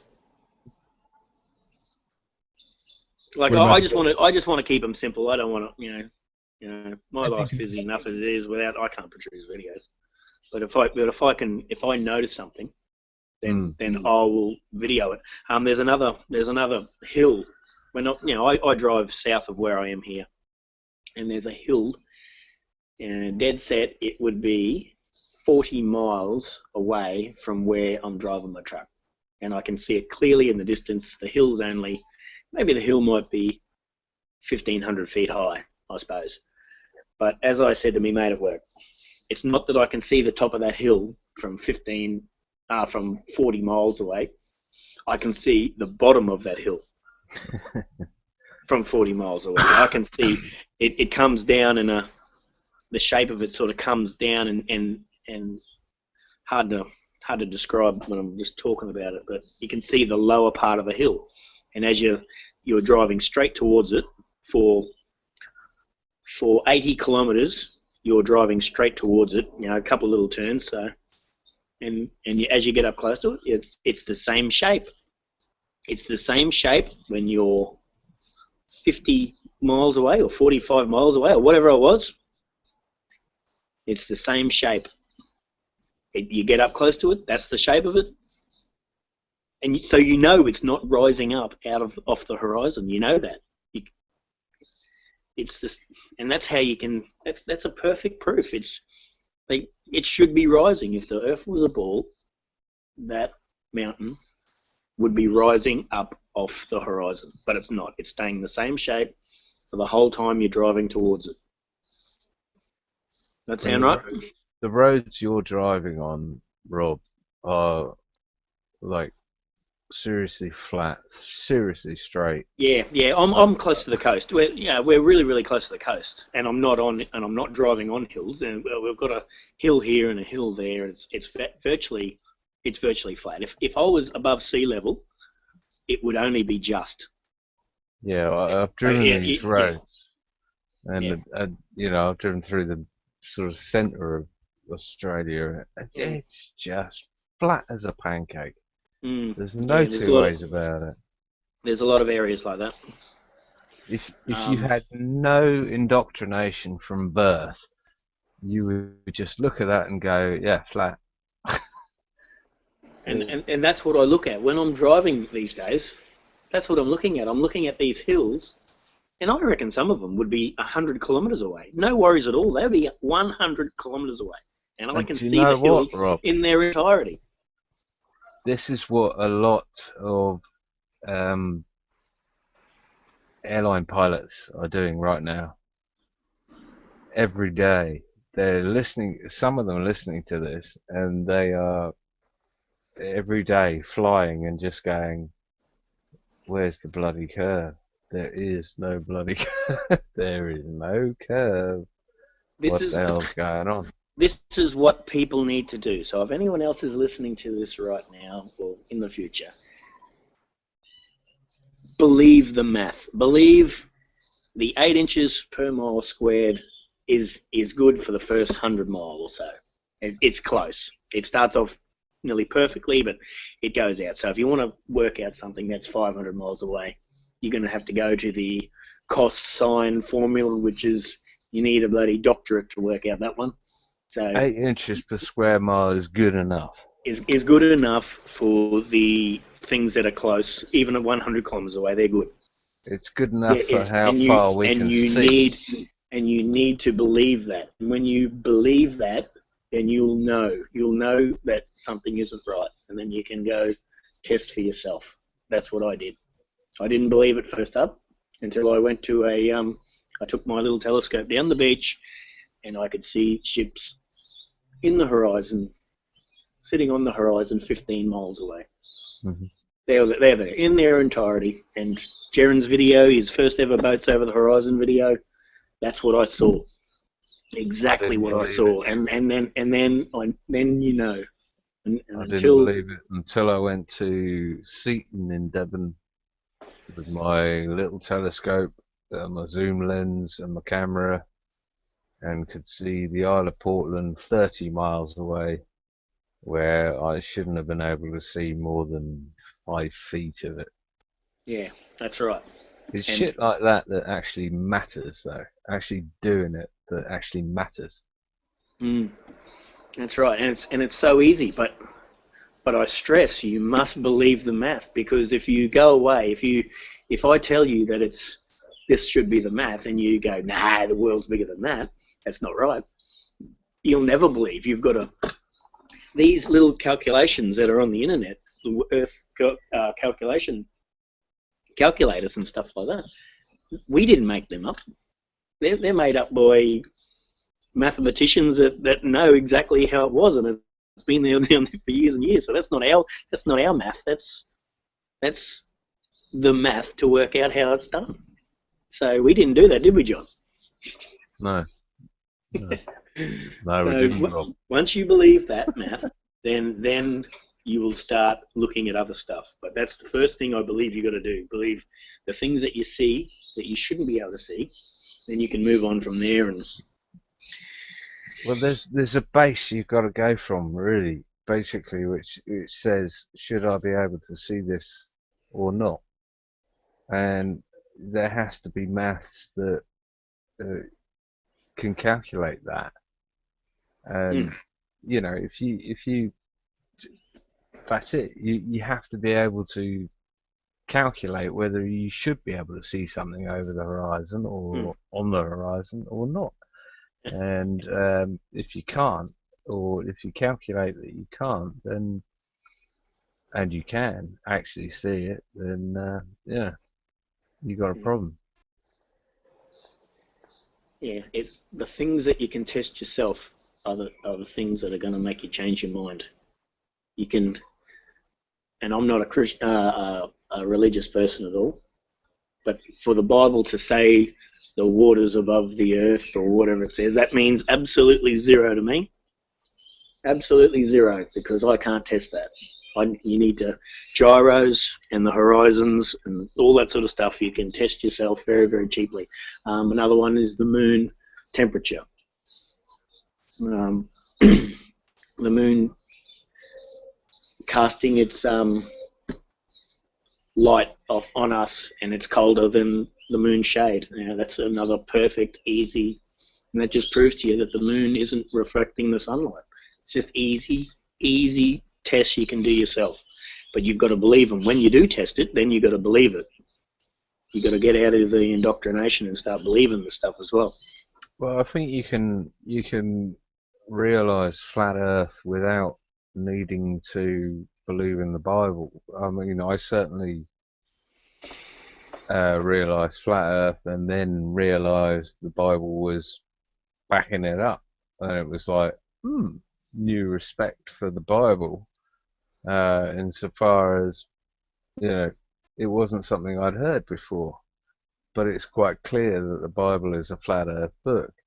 So, yeah, that was just a confirmation for me. It had nothing to do with, you know, religion or anything along those lines. But yeah, you're absolutely right. If you're trying to change someone's mind that isn't what or is or was an atheist, don't start off with the Bible. Because that won't work. That won't work. It's got to be things that you can test yourself. And even then, they might never come around, and they just don't believe their own eyes. Most people don't believe their own eyes. Do they? I don't think you can't feel movement. I don't think it's ever a good idea to mention the Bible, because purely for the sake, whether you believe it or not, purely for the sake that it's hearsay. It's not something you can repeat, or if it is something you can repeat, then you don't need to rely on the Bible to back your argument up. It then becomes a experiment. Mm. Yeah, so as I said, I like testing things for myself, and I know I shouldn't, but maybe you watch YouTube videos and you believe what you see on the YouTube videos, but you've got to go out and test it yourself then. Some things are very, very difficult, like AutoCAD. I suppose AutoCAD will probably prove the math to you as well, but AutoCAD is way out of my league. No, I'm not a computer guy. No, but measuring the temperature of the moonlight is well within the means of all of us. Yeah, that's it. And I have the AutoCAD guy. I just need you guys to tell me what to tell him he's going to need to do. I mean, he's kind of chomping at... Does he want to do it live on here, Josh? I think I would like to get him on a hangout. Well, maybe not live, but not live, but just an initial hangout. Mm. Yeah, so we can share his screen and ask him to do stuff that we want him to do. Mm-hmm. That'd be ideal. I'd love to. Mm. I'd love to see him go out, 10 miles and then show the Wikipedia drop, and then whatever, and then to actually work out what 10 miles is by each formula that we can come up with, and show which one accurately hits the ball on a drop. Mm. I see what you're saying. So if we say 8 inches per square mile, okay, we'll do that over 10 miles, 100 miles, 500 miles, 3,000 miles, and then, let's do the same, put a formula in for it on CAD quite easily. You can quite easily say this line goes out along the horizontal and the drop will be per miles squared times 8 inches, or you can change that 8 inches to 16 inches, or you can do whatever to manipulate what you're seeing in maths terms. That's what I'd like to see on the AutoCAD. I will send him an email. I mean, Cool. we've been kind of communicado lately just because, again, I didn't know what to tell him. I didn't know what it was you guys were looking for him to do, and I didn't know what limitations he might have, so... The best thing to do would be just to get him on in the first place, just line up a time with him, and so as long as he can share screens with us, and we just go from there. We just ask him a question and let him do his thing, and we just sort of we let him go. You might ask him a question, "Oh, can you do this for me?" And he just does it. It might take an hour, but whatever. What I've seen on YouTube so far with AutoCAD is they're projecting out over 9 miles, and they're saying that these silly ball earthers are going off to Google and looking up the curvature of the Earth formula, and it's saying it curves by 8 inches per mile. So over 9 miles, it's going to be 9 times 8, which is 72 inches or something. And that's what they're mapping on the CAD ball. So they're going out 9 miles and they're showing this tiny, minuscule little drop of 72 inches over 9 miles, which is absolute balls. Apparently, from what we're told, it's 9 miles squared times 8 inches. which is a hell of a lot more. But they never complete the ball and say, or complete the triangle and say, okay, so we're going to go out 9 miles and we're going to drop it by, 9 squared. What's that? 9 nines, 81. 81 times 8 inches, which is a hell of a lot more than 648. 2 inches. Good job, Hack. That's a quick And one. they don't show where this, is theoretically meant to intersect with the ball. And one of the reasons that me and Rob are,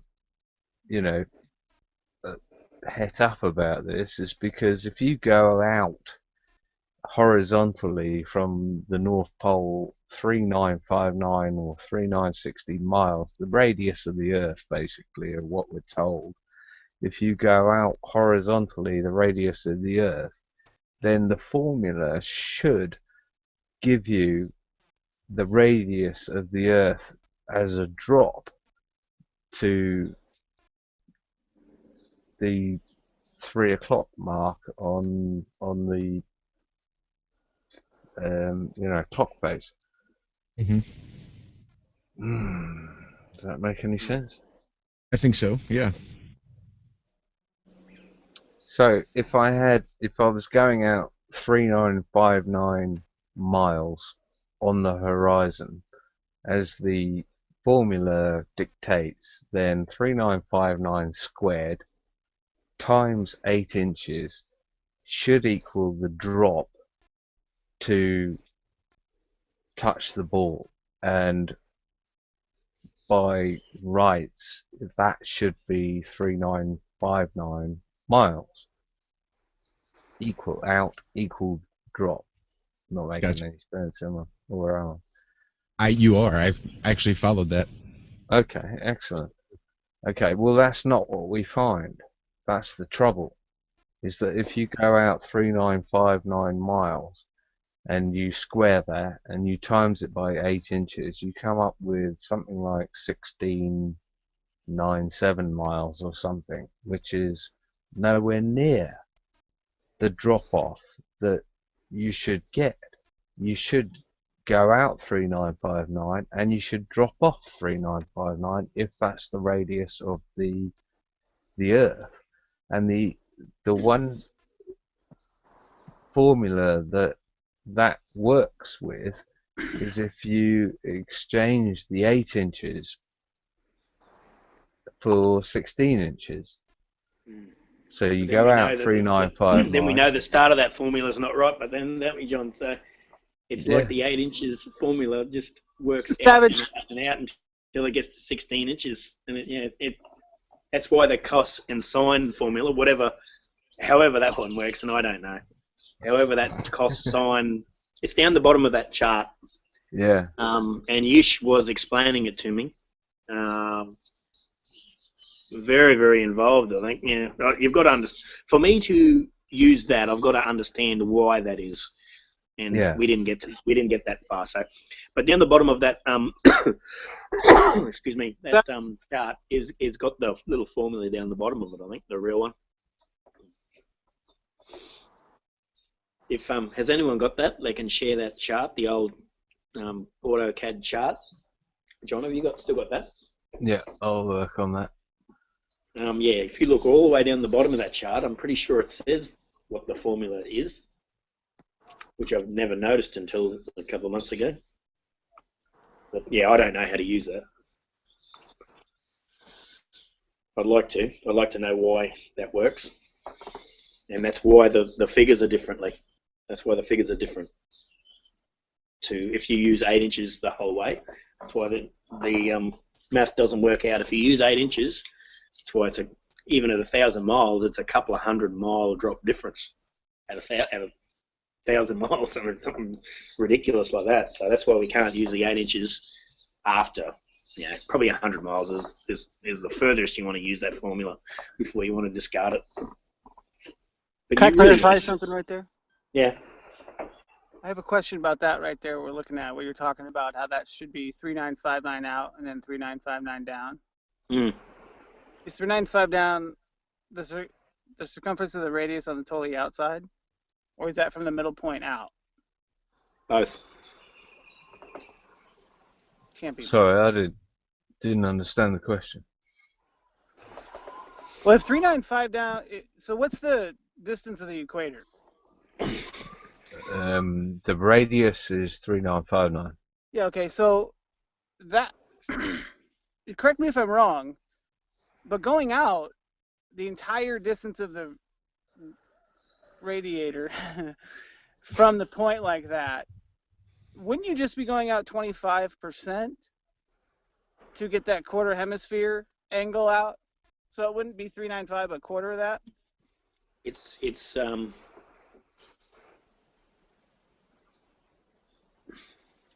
the 3959 is the radius of the Earth. Yeah. Raj. So what we get confused with, the 3959, if you took someone looking out 3959 out into the middle of space, is different to if you were looking along the globe Earth 3959, because it's 6,250 miles is the actual quarter of the globe, of their globe. So there's a bit of confusion in those two numbers, isn't there, John? That's where the confusion comes in. Because if you're trying to seeing my screen. Yep. So you can see that there, the what we're talking about. Yes, I see it. Cool. Okay. Cool. Sorry, carry on. No, you're right. No, it's so. Yeah, that point there. Let's see the symbol, but the top right corner, the point that we're referencing, I don't think is the full distance of the radius away from that center point, from the North Pole. I think it's a quarter of the distance out. Which number are you talking about? So if you had the number that for what is the triangle, the triangulation point, the corner up there. Can you see my mouse? Yeah, we can. Yeah. Here? You're breaking up, Hack. That right there. Yeah. Okay. So I think that says 1373 or something. That's right. Okay, so is that 1373 as being a fraction of the 3959? I'm not entirely sure. That's in kilometres now. Yeah, I've sort of learned it in miles, even though I use kilometres, but now I've learned it in miles. Is that kilometres, 13? No. Yeah, that one's in kilometres. I can't see that thing at all, so that's tough. But I think the premise for me is if you take a measuring tape and wrap it around a ball that's 395, and then you just take that point, that tip, you just point one end of that tape on a ball, and then you stretch the other one out straight, so it's like got that perpendicular sense to it, like we're talking about looking out over a globe. The triangulation point isn't going to be the full distance of the full radius. No. It's going to be a quarter of it because you're just triangulating the quarter of the hemisphere. So I think that number should be whatever a quarter is of 3959. Something like 999. And you can see that formula down the bottom there, John. Yeah, this bloody thing. So x equals 6373 minus, in brackets, blah blah blah. Yeah. I wish this was in miles, because when they bung it into kilometres, it's just. Yeah, we've learnt the things in miles, haven't we? Well, it's just throwing it into different tongues, isn't it? Yeah. So it's a hard one, Hack. It's a hard one because we're measuring different things. So if 3959 over that top line out to the perpendicular line and then if you actually took 3959 across the globe, and it's different, and it's really, really hard to explain. So we're trying to measure two different things: the globe and the flat. You're trying to measure two different things. We want to measure the same, but they're two different things. If you've got New York 3,959 miles away from you, along the globe, along that line, it's not going to be down the bottom there. It's, you know what I'm saying, John? It's very, without the mouse in my hands, I can't explain it properly. But New York is only going to be 2/3 of the way along that globe, where we're thinking that it should be all the way down. Yeah, it's just difficult to explain. By rights, New York is the only place that's 3,995 miles away from New York, right? No. You're talking about the circumference of the ball is about 25,000 miles, 40,000 kilometers. So that 3,959 is just the quarter. It's the radius of the circle from the core of the Earth to the edge of the Earth. 3,959. But that clarifies everything I'm talking about then. Yeah, that's good. So, yep. Yeah, so the 25,000. So that's where Jaren's 3.18 comes in as well, where I think you take the 25,000 and you... Is that right, John, as well? You end up with, if you divide it by 3.19 or 3.42 or something, I don't know. Yeah, remember that one, John? Like that. Yeah, you end up with the 6,275. So he was sort of saying that pi was wrong, wasn't he? You can easily work out the radius of a circle or the diameter of a circle just by using his 3.18 or something it was. It was. And they're trying to make the math difficult by using pi. 6.28 or something like that. Yeah, but it was just an inverse of pi. Yeah. You know, which, as he pointed out, was, you know, this is sort of stuff we should have been taught when we were in school. We should have been taught pi, and we should have been taught the inverse of pi, and we should have been taught all these other things, but we weren't. That's why we're all clueless now, and we don't know what cos means. Although I did pure and applied bloody maths. So what we're saying now is we need this AutoCAD guy in there, and he can make us up one of these charts.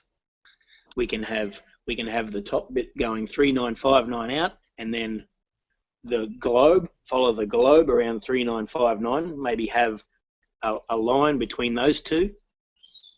Whether that should be the real drop, you know what I mean? The line should be back on an angle, touching each other. So 359 across the top and 3,959 across the top of the globe.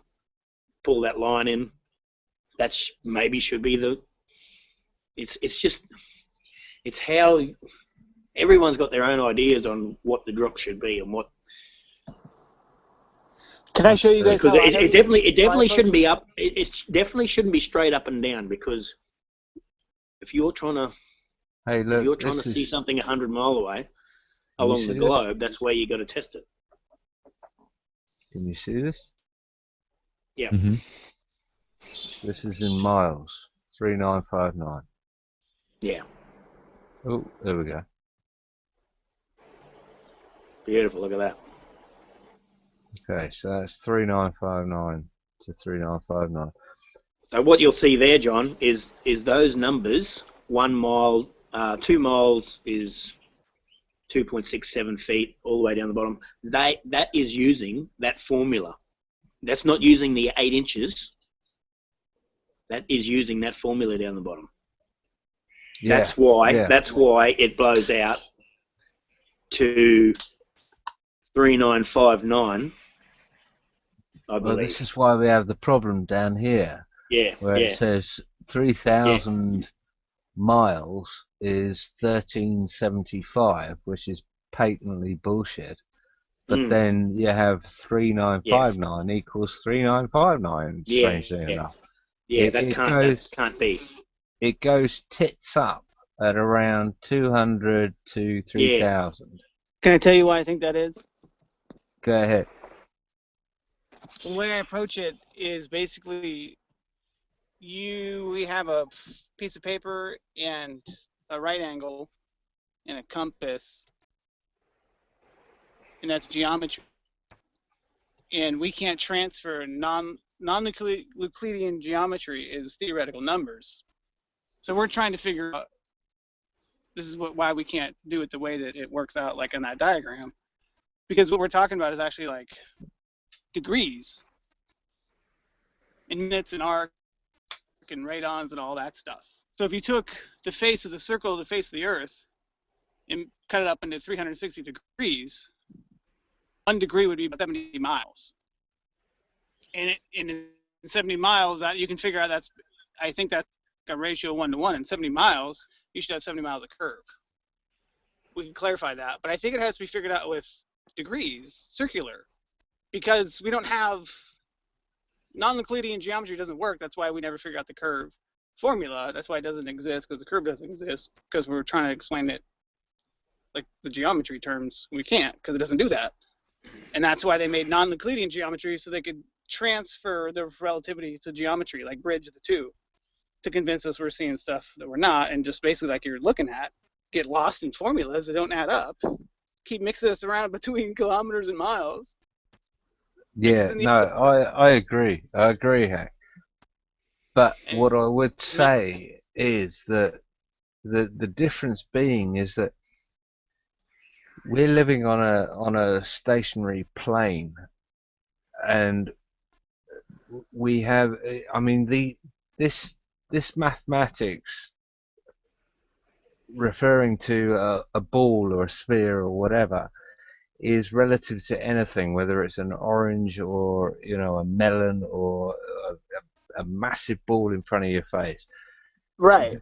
There's nothing. It's relative, because it should be right if we're living on a sphere.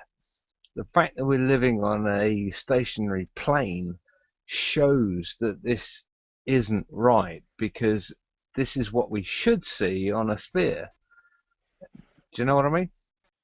We're back at that zero-sum answer, because even if we thought up the perfect formula for what the Earth, given its stated dimensions, would look like from our eyeballs, we don't have any way to confirm it. Well, this is what exactly what Parallax or Rowbotham devised, was that over the 6 miles there should be, I mean, no matter what size the ball is, although we're told the ball is 25,000 miles in circumference, over 6 miles it should have, the curve of the Earth should have dipped by 16 feet. And that's testable. That is completely testable, and they tested it, and it wasn't. Now, I've since done it over 30 miles. Other people have done it over 60 miles and 50 miles, and out in the Mediterranean they've done it over 100 miles. But that's, on a ball, there should have been a noticeable drop-off that is measurable, and it's never been measured, so it ain't there.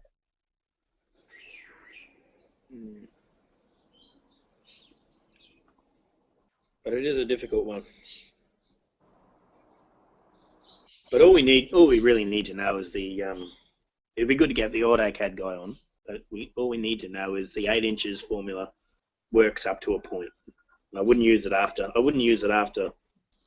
80, 90 miles, 100 miles. I wouldn't use it after that. And you can't see anything past that anyway with your naked eye, can you? And most of the time you can't see anything, even on a plane you can't bloody see really that far as well. So it's really pointless working things out too far away, because you can't see them. test them anyway. It's just like satellites in the sky and everything. How on earth do you think you can see, something the size of a bus from 25,000 miles away? Yeah. The guy at work said because you're not seeing the bus, you're seeing the reflection of the bus. That's what he said. I said it's the same friggin' thing. It's like it. Yeah. Right. You're seeing the reflection. The reflection's not going to be bigger than what the bus is. I just don't know how to answer that. No. I'm not really here. It's just a reflection of the sun off of me. You don't really see just a reflection of the sun. Yeah. Well, I saw the ISS the other night. The other morning, I was off to work, and it was at 18 degrees.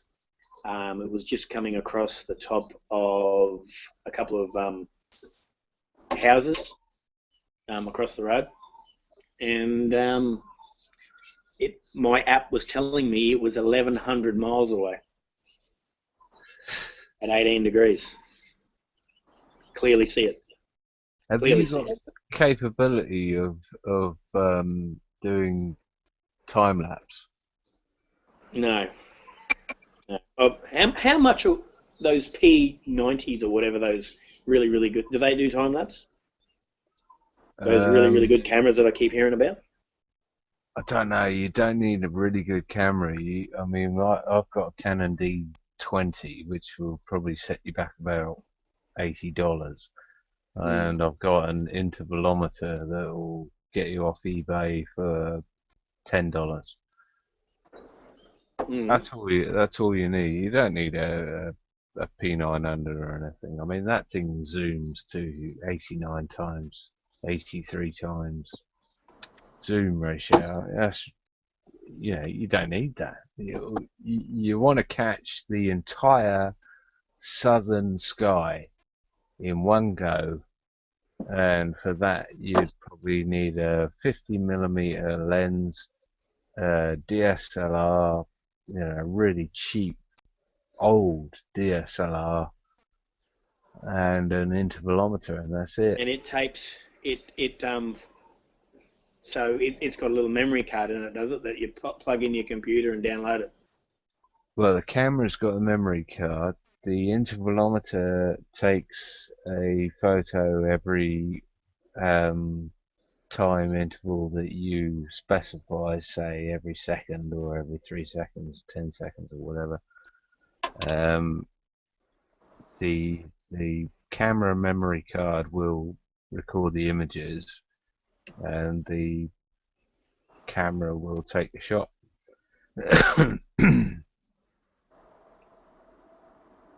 So you could do the whole thing for $100, pretty much. Yeah. Everything in Australia costs $100. Across the bridge costs $100.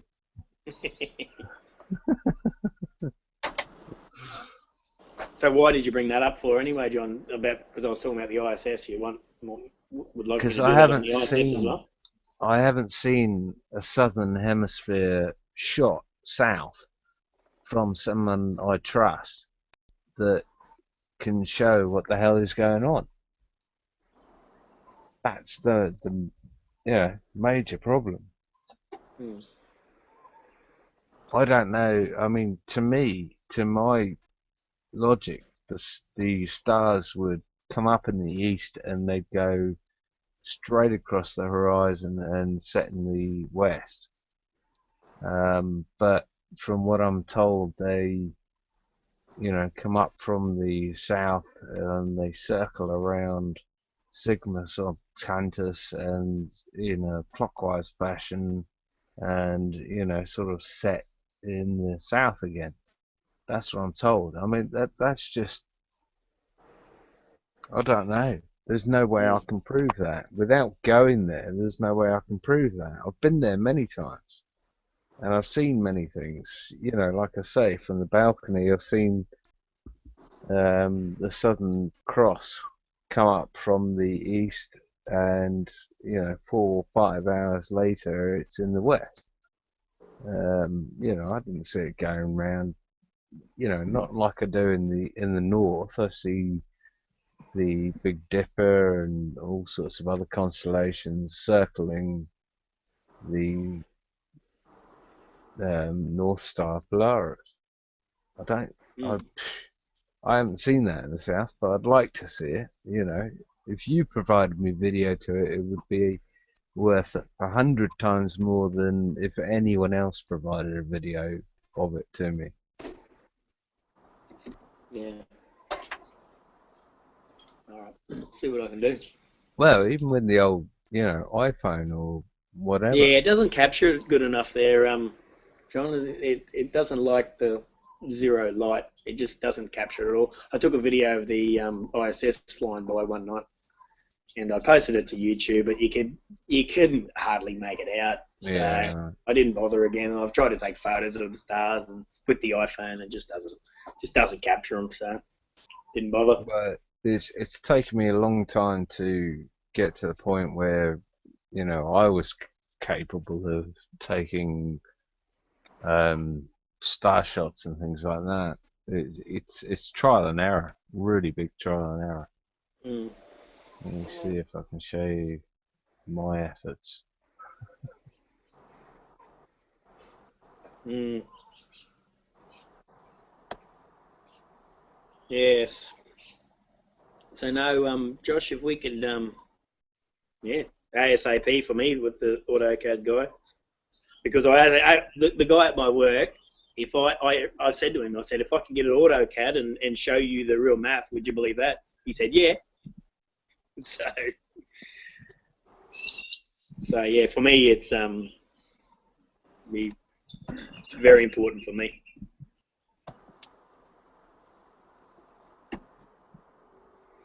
Mm. Yeah.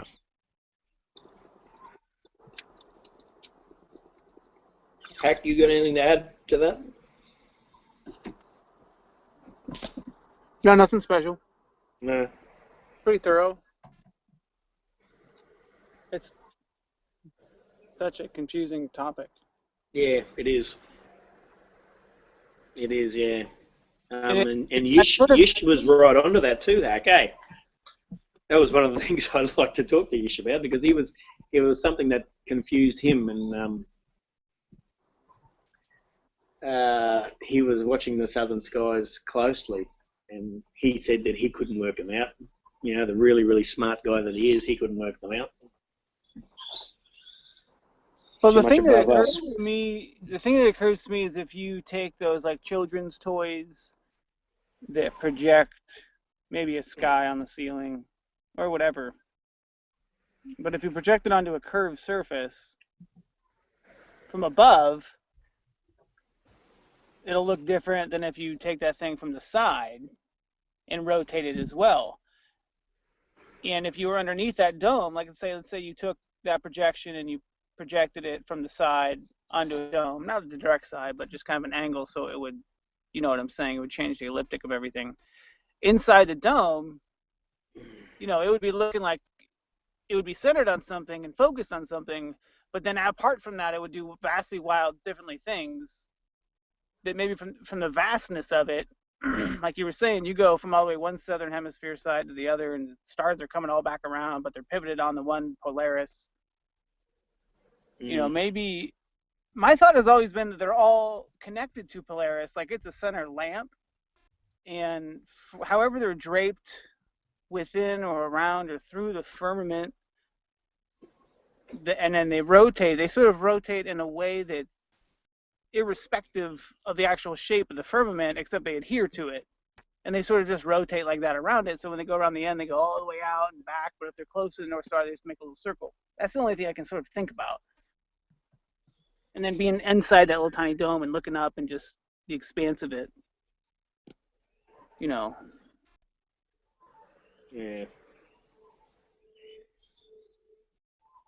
Yep, they confuse me, and I live here.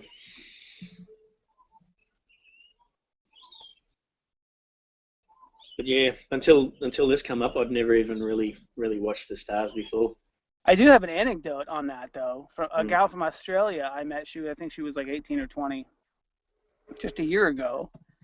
And she came up here North America, West Coast, and went out at nighttime, and I literally like saw her look up and go, "Oh, what? Wait, what? The skies are different? Whoa! What is all this? Which one's this? Which one's this?" And I was like, I don't look at the stars, so I have no idea. But at the time, I was getting into flat Earth, and I was like, I just cataloged it, whatever that was worth. So I asked her what the Southern Cross was or something, and she explained to me. She was like, they say it is like the Polaris, but it's quite not. Like, you can't even see it sometimes, and it doesn't it's not really clear. It's actually not even a thing. It's more like a constellation of gigantic stuff that you could sort of claim to be a constellation. And nothing, yeah. So that was enlightening. She was from Australia. Mm.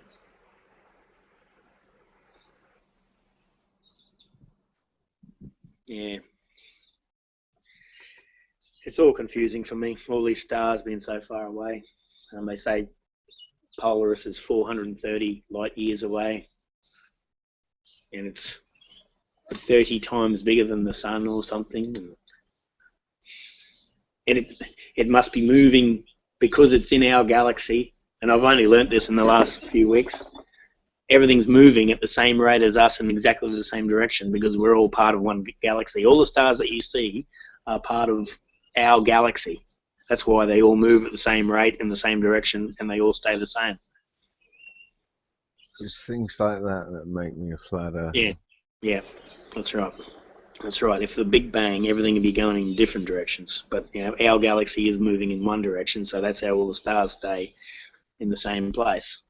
Especially Polaris. Incredible. Especially Polaris being exactly where it is. It's just fucking, I don't know.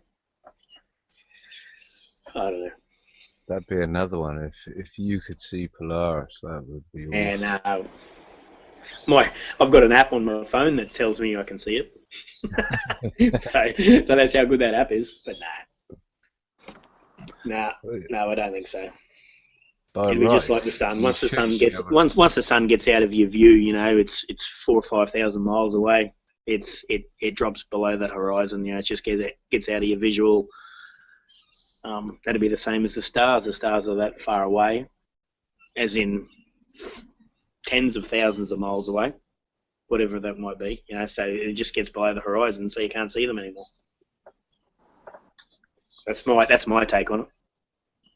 Well, it has been reported that the Polaris star has been seen 23 degrees south, and you're 19. Yeah, that's right. No, and I can't. I don't think it's here because I look out exactly north of here and I see nothing. I see nothing. That'd be another reason to have a time lapse. Mechanism. So take north and south. That'd be awesome. All right, John. I'll look into that. I'll see what I can do, and maybe I might be able to get a cheap one. Cheap one. See how I go. Right, I'm gonna sign off, guys. It's nearly me 2 o'clock too. in the morning here. Me too. All right, guys. Thanks, eh? Take it easy, guys. All right. See you guys. Bye. Good. Yourselves. Talk, brother. All right. See ya. Sweet. Ta-da.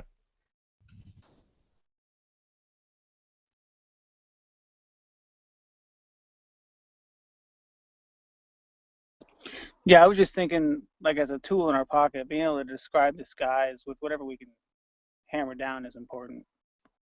Like Rob was saying, that's an excellent point, the way that things move in unison. Because there's actually more layers to that. There's more unison up there than, we talk about. Or, that people sort of think about. Like, if you say that to somebody, if you can describe it concisely, it'll blow their mind. They don't even realize that. And then, the next person, like Rob was saying, just goes, oh, it's because that's all the stars that we can see, and they're all in our toilet bowl with our water.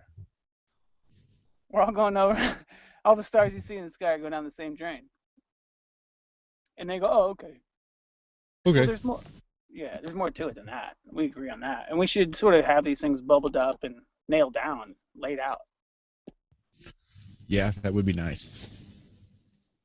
And ideally, if we can get everything's squared away with the website, we'll be able to have this information at the ready in a presentable form.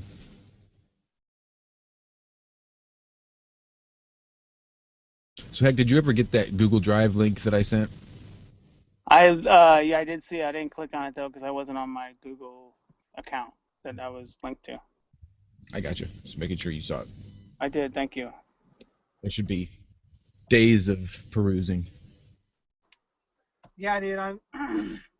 I still feel like the law thing it's almost like a whole pool that I don't want to. I feel I'm torn. I'm so torn. You know exactly how I feel. I do, all too well. But thanks. I'll look into it. It'll probably help me stall longer than I have. Yeah, there's a lot of information there. I mean, a lot of it's conflicting information too. So, again, I know you can. How do you think I should start? That's a good question because it's not at all organized. I would start. Well, if you were looking to do, if you're looking at the A for V and stuff, there's a book in there called the Redemption Manual. That would be a good start. The book Sui Juris is in there. And I think those two might give you a pretty good primer for everything else that's in there. Because I think Redemption's going to go over the UCC and stuff like that. So that might give you an idea of the UCC codes that are in there. I like that. Yeah, it's a good start.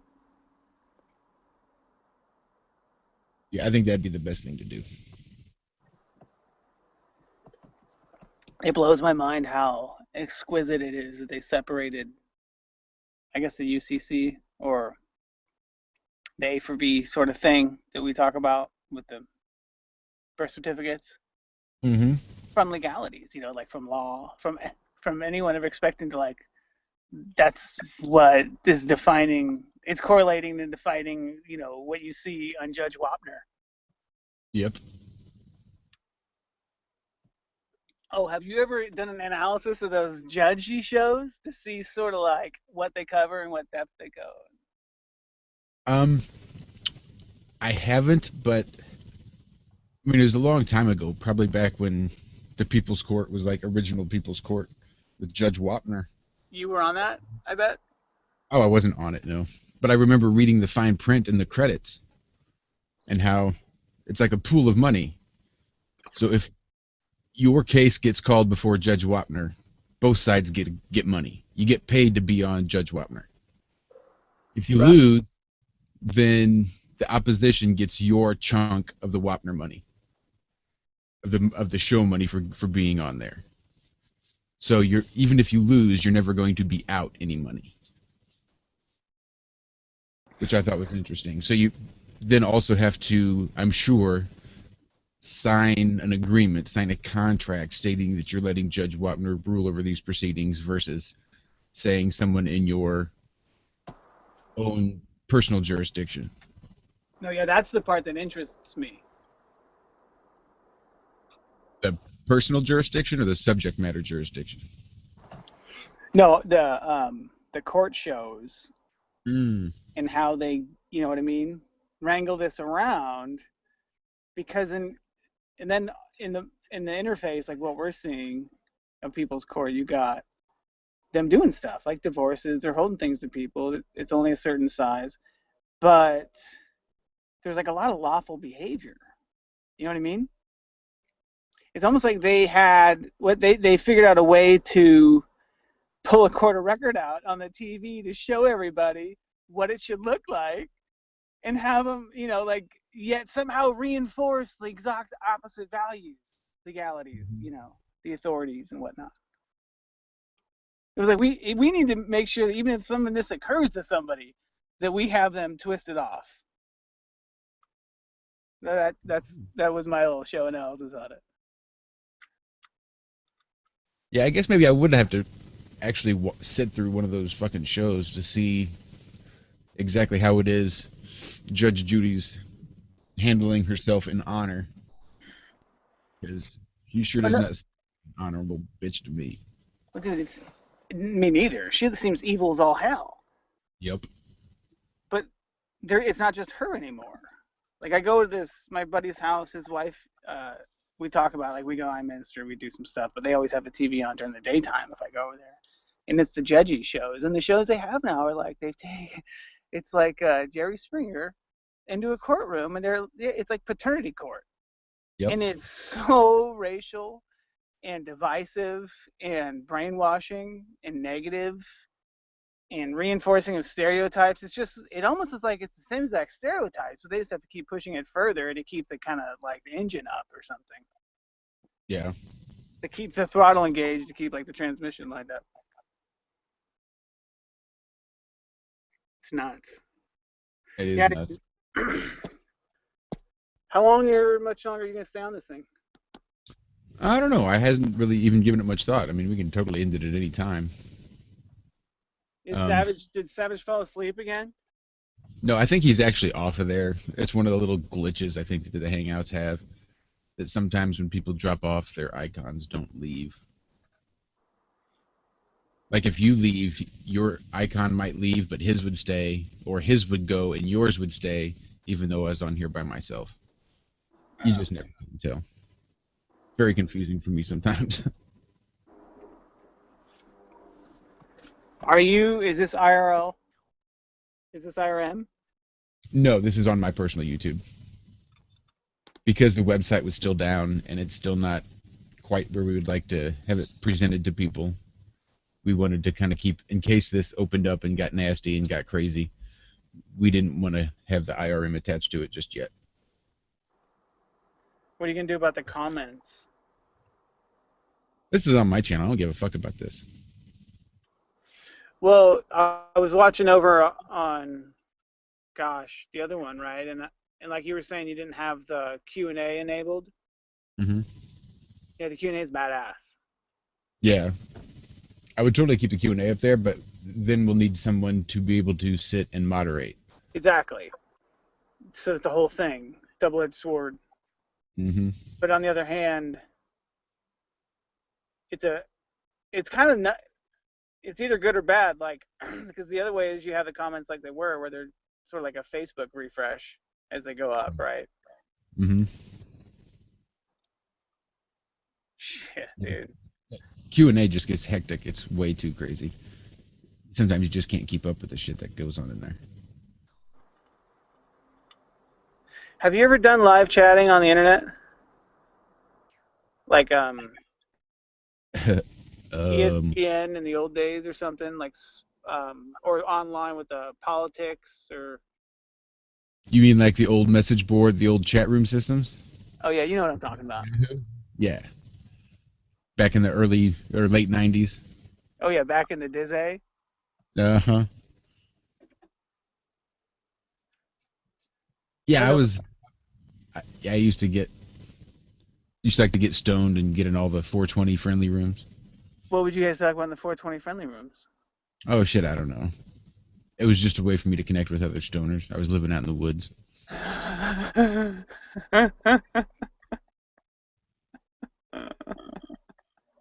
You'd be surprised how many times James and I will get on here and just smoke out and watch YouTube videos together, just on Hangouts. And he was telling me that last night, dude. I was like, you guys are calling me up next time. Yeah, I mean it's not quite like hanging out in real life, but considering the distances between us, it's the next best thing.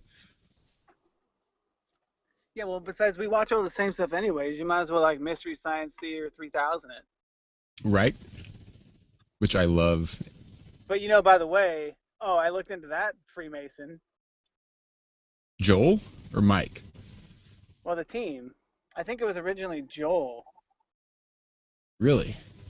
Well, yeah, after I figured out all this stuff, it was one of those things that hit me like, oh, that's what that fucking show is about. What are they doing? And so I went back and checked it out. And I don't have a lot to say about it now. It's really, really dense, dude. But there's symbolism. It's a whole thing all over again. Like early stages of it. But they poke a lot of fun at reality in our situation.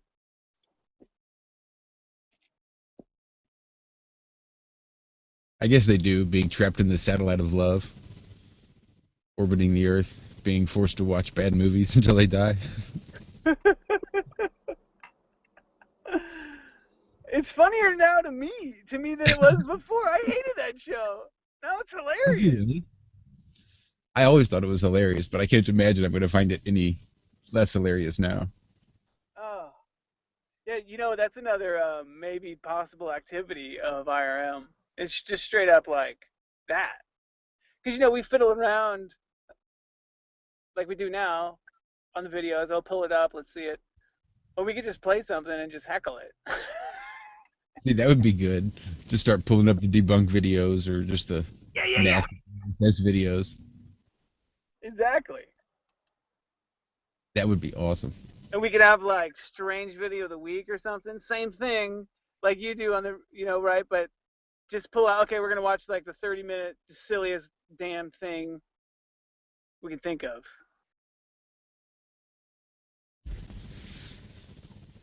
And heckle it. Once a week. I think that would be awesome. We could like watch the music videos and break them down real quick. Would you be at all interested in maybe having a little more say in 0%.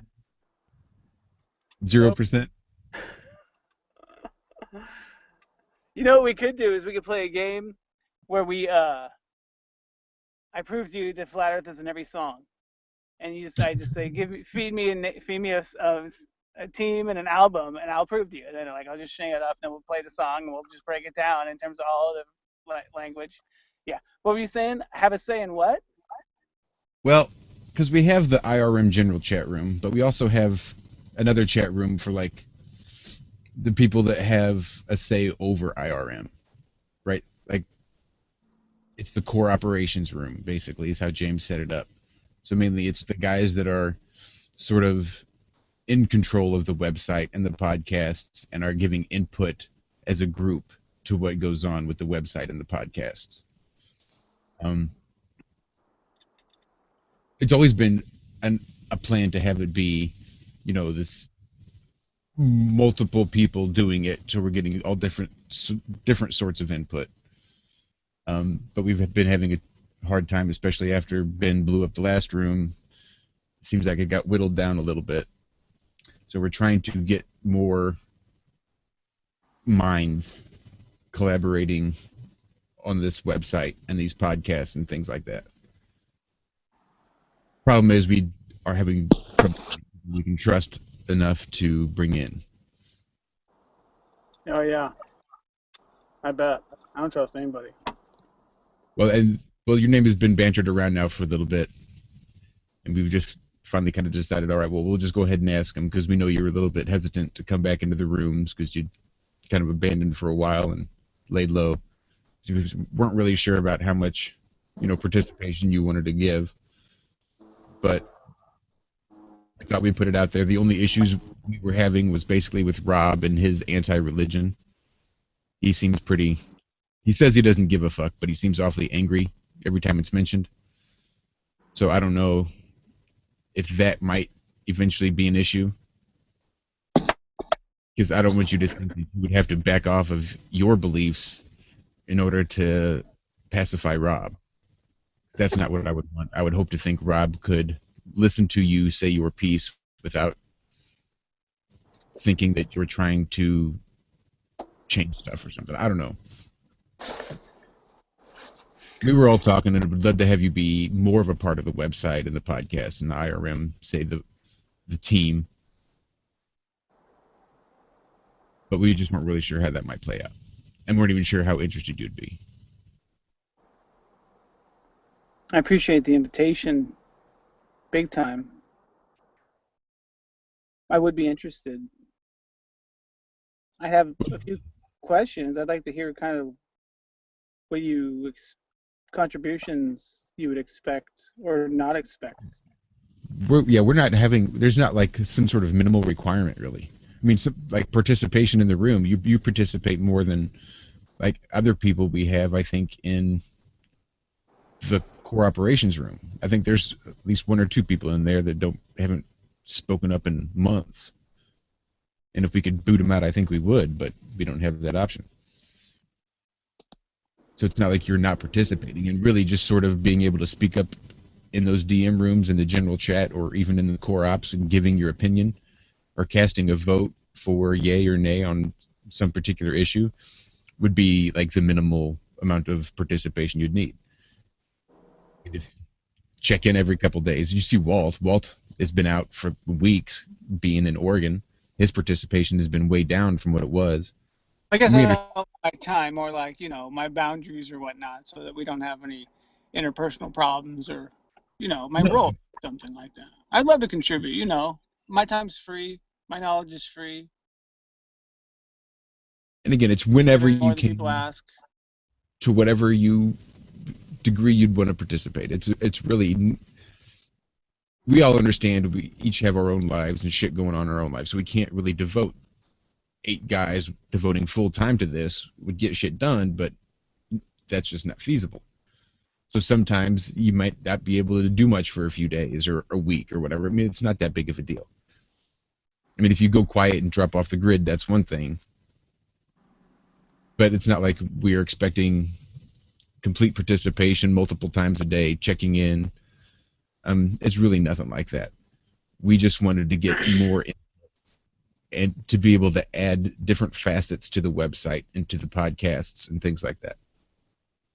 And we don't really have a strong, say, Christian base, at least not a mature Christian base.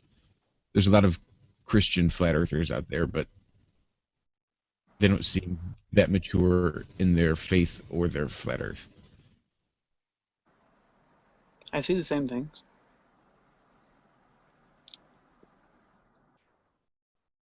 So yeah, that's awesome. So, yeah. That was only issues anybody had was if there would eventually be some sort of conflict with the religion. And really, Rob was the only one who had an issue with it. And I've never seen you out there trying to shove Christianity down anybody's throat. So I didn't think that was going to be an issue. And have you ever even heard me lash out at somebody who came at me sideways? Who is that? Armando last night? Legend. Oh yeah, I was going for his knees a little bit. Yeah, I saw you start to get a little sideways there. Well, that was where I was in the misconception that you were the moderator, and I thought I was like sort of, I don't know, I say speaking for you or sticking up for you, but like defending what we had going on a little bit. And right. I thought you were going to back me up, and then when you didn't come over, I was more looking at your face. Got you. That makes sense. Oh, well, yeah. That totally makes sense now. I'm sorry, I was totally miscommunication there. Yeah. Definitely do, but don't think that because I come with a little bit of... We're live? Oh yeah, we're live. We've been live this whole time. I was looking. No, yeah, I would love to help contribute all that stuff. Totally badass. Awesome. But I don't have a thing where like I have like an evangelistic streak or thread or agenda. Mm-hmm. So there's not a thing in me that has to like convert. Like say the word Jesus until someone's offended. Right. You know what I mean? Like until I'm persecuted for having offended people. I don't have that. That's a kind of a foul thing that Christians do, and it's just like a misunderstanding they have with the scripture. So it doesn't hit me at all, which has been a blessing. Totally. I just kind of like sidestep the whole thing. But I see Christians do it now, and it's just it's murderous, and it's like the cussing and all that other stuff. Because it's no different than you or anyone else going, that's it. I'm going to choke this guy out. I'm going to slap. Right. But it's a good analogy. Yeah. It's a perfect analogy. I will choke. But then, so then there's all that stuff. I'm not going to get like Jesus and my God involved in some man debate. Right. This is knowledge of man stuff. We're not getting involved in there. We're not even, but on the other hand, like it's I'm clothed in it. I'm draped in it. And that's what I world kind of thing. That was where I came from. I said you can expect him to have his beliefs, and you can expect him to voice them and talk about them, and I didn't think it should be an issue.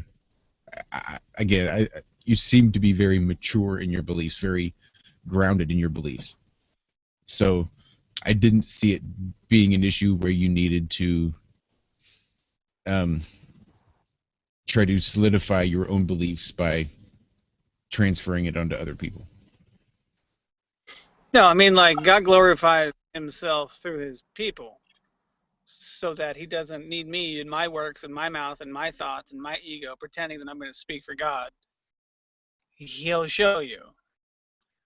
Kind of thing. So that's the challenge of the Christian life. I don't have any impulse to be like beating people over the head with it to a degree, but you will hear the gospel of Jesus Christ coming out of my mouth. That's good. I speak about the gospel of Christ the way it's factually they speak about the dome above the earth, even though. Exactly. But it's still, that privately so that future thing. Is there isn't any way to bring up like that thing without compassion or love, telling in a way of like, this is salvation truth. So there's no way that I'm going to foul it up and make it stinky for people in any way, shape, or form. And that's continues into its presentation of myself and every aspect of it. It'll present itself to anyone at the right time. I don't save nobody.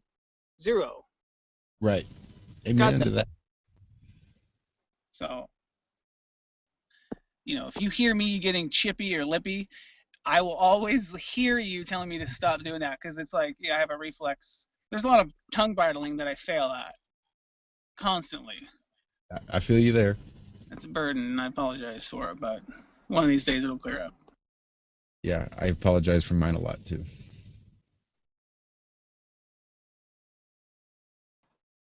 But I really like these guys, dude.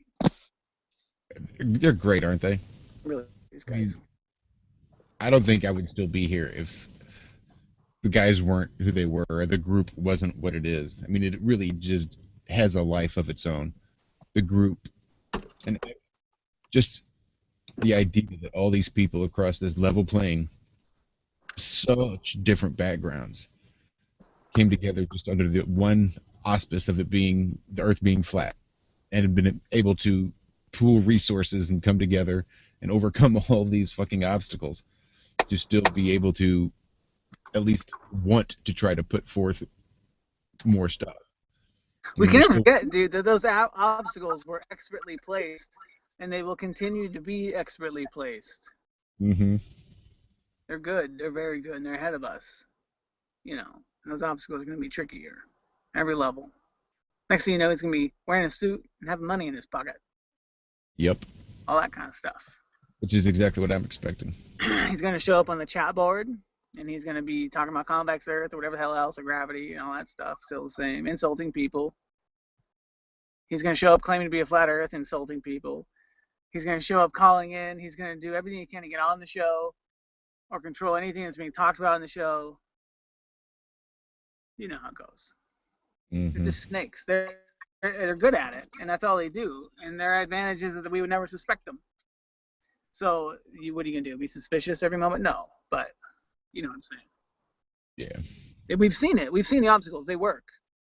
They work when you're not unified. They work when you allow yourself to get taken off focus. We have to remember that their tactics are time, right? Like they distract us. So that we have to go, okay, well, time's obviously very important to them. So maybe that's a key component in what we do. So we shouldn't be wasting time. If we're piling concepts, we need to be moving quickly as we go, months and weeks and whatever else. Maybe keep 2 agendas, 3 agendas, stuff we're sure on, stuff we're not sure on, stuff we're working on. Absolutely. Those are my sorts of contribution, Trons. Other than that, I can just talk all the time. Both of which are needed. And that's what's great. All the guys, I have absolutely zero problem with throwing up on a podcast and just letting them go. I mean, there's so much intelligence in this group. It's amazing. I like listening to Walt talk.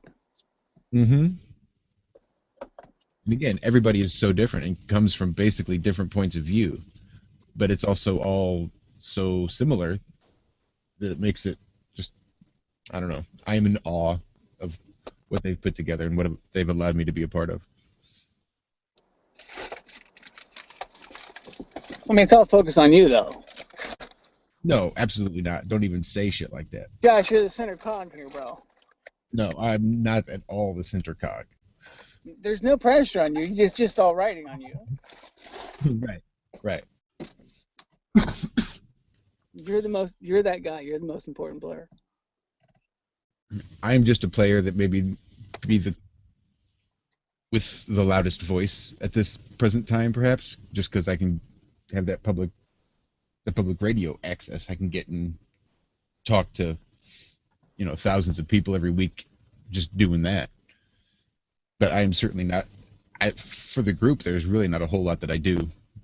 Don't let them fool you. I'm just kind of here. I really dug the idea of what they were doing and wanted to be a part of it and wanted to help out in any way I could. And that's all I've done this whole time. I am in no way a center cog. I'm just unworthy servant doing my duty. Just a spoke on a wheel. I'm just a spoke on a wheel. Yeah, dude. So then what? Like, do you add me into the rooms, or do I have to sign something? Is there an NDA? Yep, there is. Shut up. No NDA. Again, like I said, I started a PayPal account, but made it very clear that I laid zero claim to any amount of money that was ever in that PayPal account. It might be in my name, but it's the group's account. Any donations that go to the group. So I'll tell you and put it on record again out there on YouTube that I would lay zero claim to whatever amount of money would be in that PayPal account, because it's not for me, it's for the group. And that's, again, just the way I saw it. If the website ever made any money, if IRM ever started actually making money, even me personally, I don't think I would take any money. I would rather see it go to guys in the group that aren't working, that need the cash more than I. So that's just where I stand on the whole making money off of Flat Earth thing. I mean, the website's not free, the server's not free, the shit. People have invested money to make it happen. We've all invested a lot of time and a lot of energy and a little bit of money to try to get this thing going. So we'll take donations to help keep it going, so we don't have to keep forking out whatever the costs are. But so far it's been going relatively well, minus the expertly placed roadblocks. Well, I can donate. And Rob said the same thing, and I will even donate too, until I can find my wallet with the credit card attached to the PayPal account. I don't really want to do a whole lot with it, because I don't think anybody's going there to click on our PayPal donate me button. They will, dude. They will. You think they will? We just have to let them. Like the courtesy of making it available is enough. We don't need to ask so much. Sometimes the radio shows will tell you, like you say, if you don't ask, you won't get nothing, and the preachers will tell you that too. But at some point, you kind of have to ask. But in reality, it's more about like having it available, the button, asking every now and then. People will give. I mean, people go on to give. They'll find you, I guess. But dude, the other thing is that if you sell things, that's a lot more work. Mm-hmm. But then once the income stream comes in, you sort of don't have the moral question as much anymore. Mm-hmm. Yeah, I guess there is a little tit for tat going on when you're actually selling something. Right. But there's other ways to make money on the site. You also got to think about how much invasiveness you're going to have in the interface from all the things that are trying to take. I mean, theoretically, if you wanted to just have a website that was going to last 3 years and be useless at the end of 3 years and have it make as much money as possible, you could take all the opportunities of the ads and everything that comes up, but it'll be useless. It'll just die, Like move everything around and make as much possible money, just make money off of Flat Earth, and then it'll end. And then you go the other route where you just have a website that's pure information based. You basically have to end up with a donate button or some sort of like portal to a site that sells things that maybe they don't even know they're at the stupid IRM, Right. And then maybe that bank account and everything goes into the pocket or the thing, and then I don't know. At that point, you're talking about who put up the ideas for the products and the money for it and put it together for manufacturing and the website. Now you got other stuff to worry about. But if you can figure all that out and get over that, you at least have an income stream of moderate amount that people don't have to. I mean, like you're saying, dude, like on some level, it's almost like you got to sell something to get attention. Mm-hmm. They're not going to take you seriously if you're not marketing something. Yeah, have you ever noticed that tactic in the cities is, they can't charge you a price that's reasonable because the products out there and the things and the information that aren't reasonable are priced reasonable. So to declare yourself as being the actual real deal, you have to be priced like people even see it. They like have a value conversation in their heart and they go, oh yeah, obviously that's the one that has that's the value right there. That you got to spend the money on the good one. It's a fantastic advantage to retail marketing. Is like if you mark it up, they believe in it more. It's weird, isn't it? I guess not really. It's consumerism. It's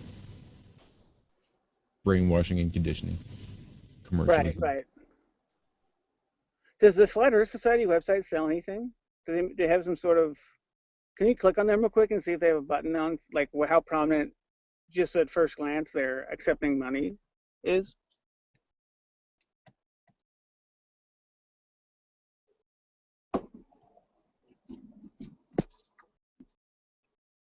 Joshua? Yes, sorry. See, that's why I shouldn't be on the radio. I shouldn't be doing this shit. Did you black out? No, I was busy trying to pull up Flat Earth Society and thought that dead silence would be a good idea. No, that's fair. Now I know.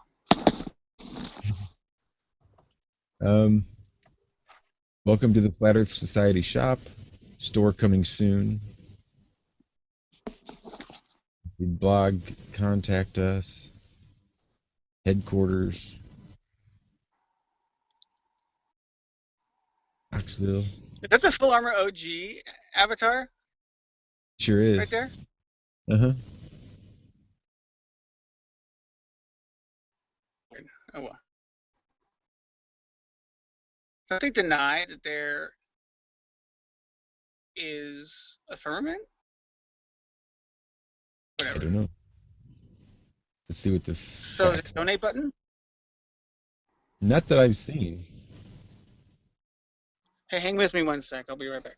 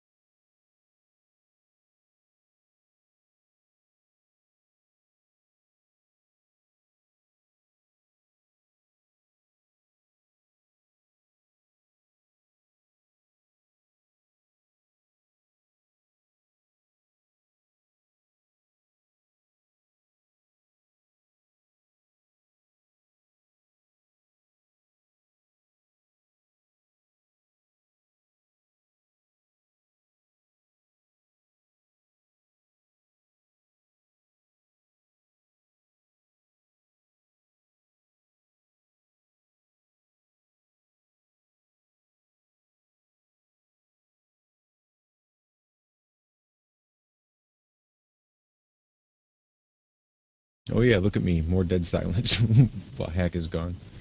Just sitting here doing my thing. Don't mind me.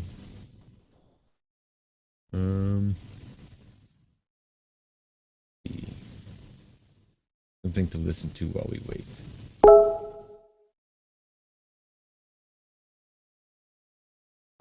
I had to let the dog out. I gotcha. Yeah, I had to go feed mine a little bit ago. All right, did you see anything? They're funded. There's no way Flat Earth Society is not taking money and still up like that. They're funded, right? I would think, or something. That sleep? I'm not quite sure where it came from. Probably in some hidden... Was that the CIA hack? Does a CIA hack come with notifications now? No, it is You've been hacked by the CIA. Mimster. I think one of the guys we were hanging out with last night. Oh, hold on, one more second.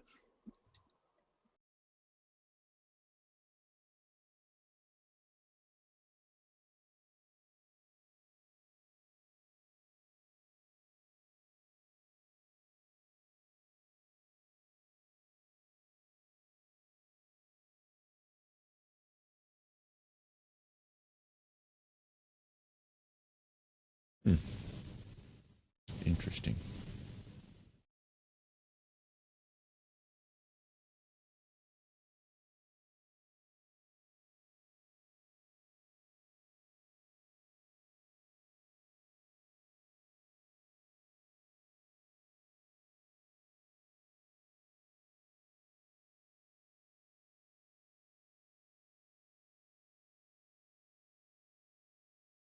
All right. Disclosure. All right. So. Oh, I forgot to tell you. Have you talked to James about collecting like names and stuff? Collecting names? A couple hours ago, James and I were bouncing around trying to call each other on Hangouts.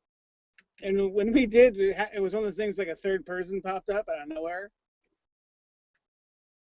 Really? Yeah, and the guy, well, I guess it started out sort of a bit interesting, but it ended with him. Well, at first the guy was like, "Yeah, you guys real flat earthers?" And we're like, "Yeah." James was like, "Yeah, we're flat earthers." And the guy's like, "Cause sometimes people, they don't really know or whatever." Mm-hmm. And then he starts talking, and it turns out that like he's basically like a full-on flat earther that was looking for people to hang out with. And so James took all of his contact information. It was like, "Dude, we're starting up a room. Do you want to like come hang out and see what we're talking about and chat on the thing?" He's like, "Yeah." And then James was like, "Bring a couple friends, a couple guys who are like flat earthers or whoever." The guy's like, "Yeah, cool." So he's out there drumming up people. We'll have nothing to worry about. Can you? How many people are listening right now? Probably nobody. I see 4 watching right now. Dude, that's a lot of people. So the Flat Earth Society frequently asked questions. Is the Earth accelerating upwards? Flat Earth Society says no. This is a popular theory among some small groups to explain gravity, but it is problematic at best. The Earth is stationary. Explain gravity? Uh-huh.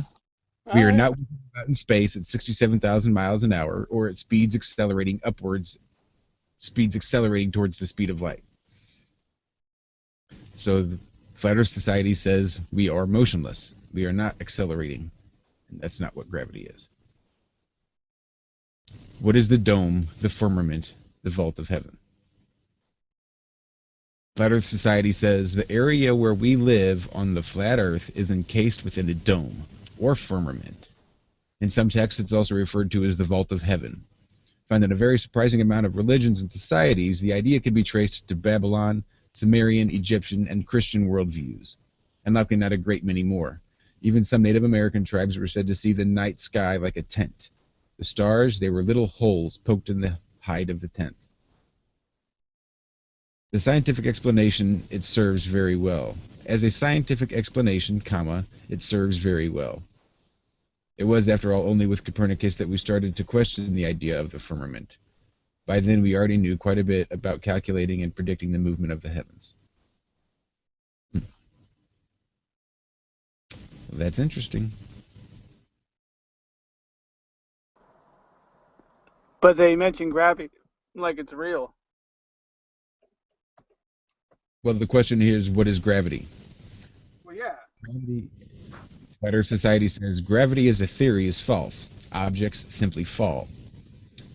In the Flat Earth community, there are several theories as to why this happens. Some attempt to explain this with the use of mechanics like electromagnetism, density, or pressure. Others make use of traditional mathematics, such as the infinite plane model, and others a new look at the problem, such as the non-Euclidean model. What is certain is sphere Earth gravity is not tenable in any way, shape, or form. Huh.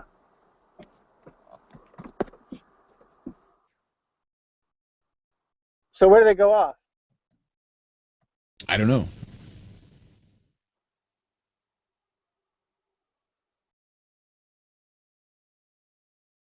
I just wonder when this was updated. Wonder if this has been changed in the last 18 months. It has. Has it? I can tell you, every time that guy tweeted me, I personally called him every name in the book almost. This is the first time I've ever been on the Flat Earth Society webpage. I couldn't tell you. Yeah, that guy started following me early on. But I knew the Flat Earth Society was fake, so I just kind of like let it go to see how long he followed me, if he interacted with me. He started interacting a little bit. And I was just like, I told him, what the hell are you guys even doing? Because they were talking about the Earth rising up. None of that stuff was as clear. So I think that, because of me, obviously, I was dominating the head of the Flat Earth Society, so they changed their website, obviously.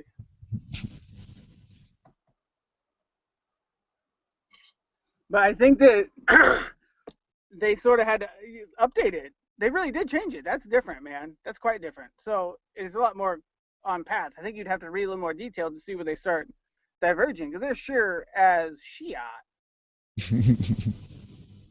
Not straight. You know what I'm saying?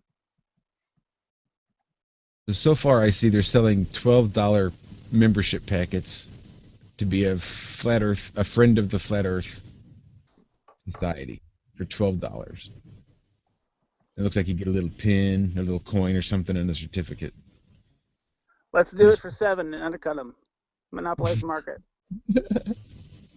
Associate membership is free.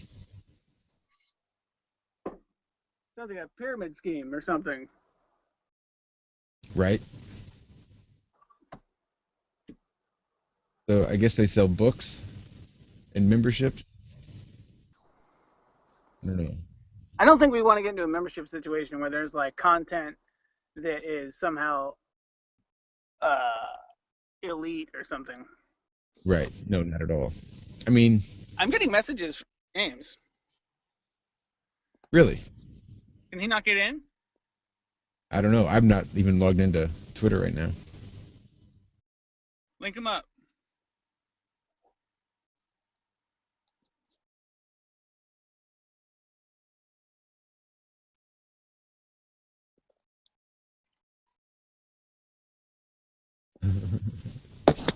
James.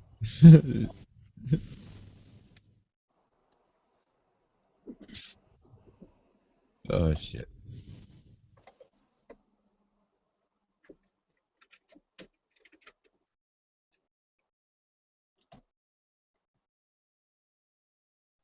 All right.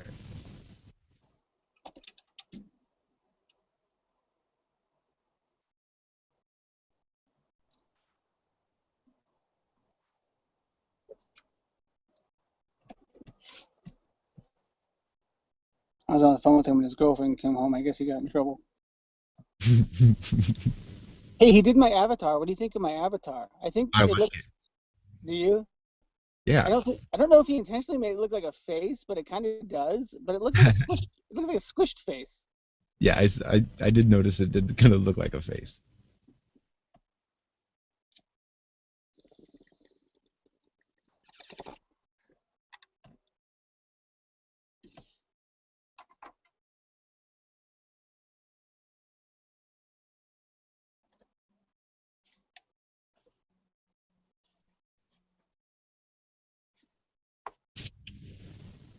So we'll see. Maybe we can track James down. He says he's over at the Free for All debate page. Oh yeah. Oh.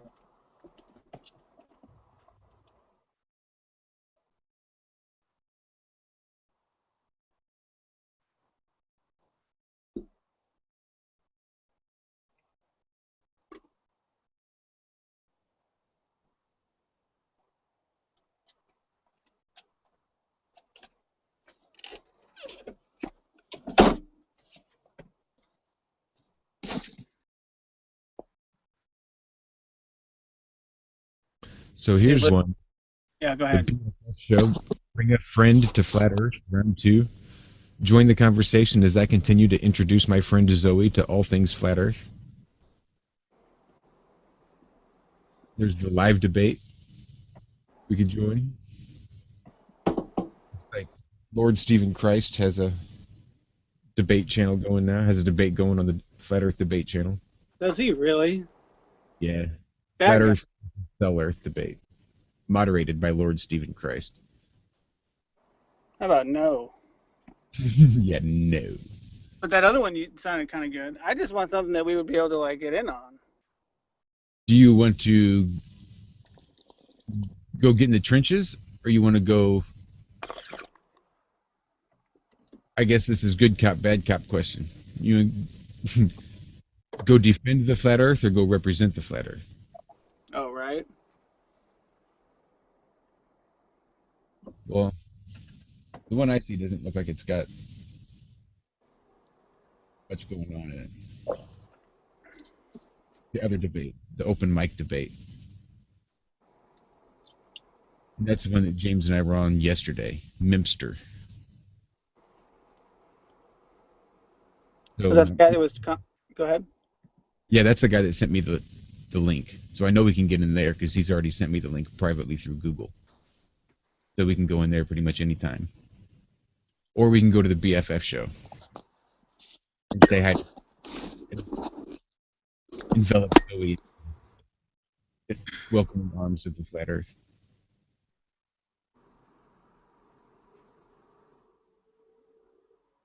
Impossible. How do you make a ball of light? It's not a ball. It's just like a light. And how does that make any logical sense? Light needs energy. It needs to come from something. But that's like saying, how does it make logical sense that the sun is burning fire in the middle of space? Well, it's not burning fire. It's called hydrogen bonding. So what is it burning? It's reactions. So you believe the sun just come from nothing? That the whole universe just come from nothing? Okay, now we're talking about a totally different thing here. What do you wait? What do you wait? What do you think the flat Earth came from? I don't know. I don't know where it come from. They're trying to get him like admit religion, so they chop him off and go, "Oh yeah, you're a brainwashed Christian." Is there space? I mean, what is the disk floating inside of? Do we need to hop in there?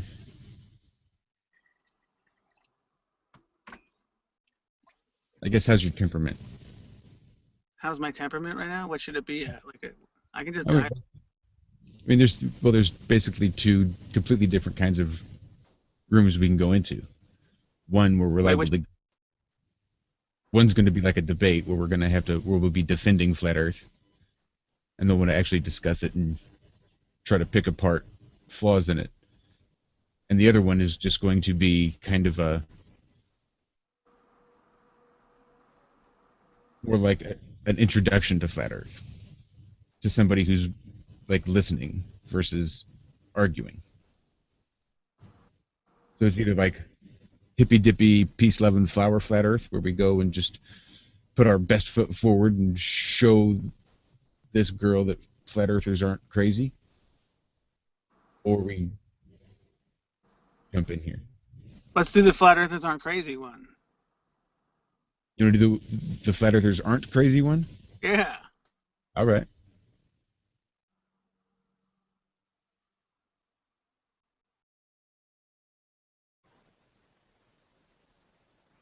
Oh, it only allows it to strike a region around the poles. Well, there you go, guys. That's why you can't go to the South Pole. or to the North Pole, it's because it could hurt you. They're just trying to protect you. Everything is for your good. Please move along. Thankfully, now that NASA's Stereo A and Stereo B spacecraft are both alive simultaneously, we'll get the earliest warnings possible if a potential catastrophe is headed our way. And what are they going to do about it? Honestly, the way that I've always thought about meteors is that one could just strike us at any time. Even if they could warn you, they can't even warn you about a tornado in enough time for you to get to safety most of the time. But they're going to warn us about a solar flare and do what about it? Are they going to put a shield around the Earth? Maybe they could build a firmament. I know they say one doesn't exist. Maybe they could build one and protect us from these. I don't know. Oh, Ron, you know what I have against NASA. I don't believe anything they say. So you want to hop on this one? My friend is not a flat earther. Am I a flat earther? I call myself a flat earther sometimes. I don't. Would we have to interact with her? Yeah. How is she going to let us on? She's posted the link. I just dropped the link to her room in our chat. Yeah, but she seems like she's defending the flat Earth. Yeah. Did you want to go to one that wasn't flat Earth friendly or one that was flat Earth friendly? Well, you're right. It's like one or the other. What's the other one like? I'm not seeing them the way you are for some reason. It is a coincidence. But so this is the orbit. So this is the one where they're here basically just kind of this open mic debate where people are going to try to pick apart the flat Earth. We don't know shit about the flat Earth, so it's going to be hard to defend. Right. So it has to be like a well-moderated room. Well, it doesn't look like there's many people in here. But we can totally get in there and just start to dispel some of the flat Earth myths. Be like, look, how the hell should we know? How the hell should we know? Yeah, that's functional. I'll do either one, man. I don't think her room would be very conducive for some reason. No, I think you're right. Yeah, I think you're right. All right. Well then. How do we do it? I will send you the link to this one. There's a live debate. You drop her in Hangouts? I can drop it wherever you prefer. Can you drop it in the Hangout that we're in right now? Uh-huh. How do I get back there?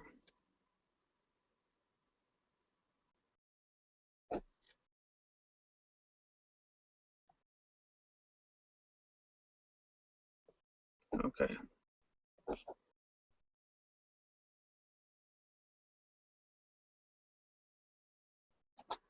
Yeah, Sorry, there was a bit of a bandwidth issue there. What'd you say? You just be able to drop it. I should be able to click on it from the Google Hangout that we're in. If you drop it in our little chat room. Uh-huh. There's two of them, so it looks like one big jumbled mess, but there's actually two links there.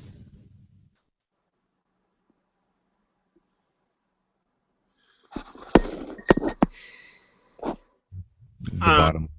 I don't see anything down there. Am I a wrong call? Are you in the group chat?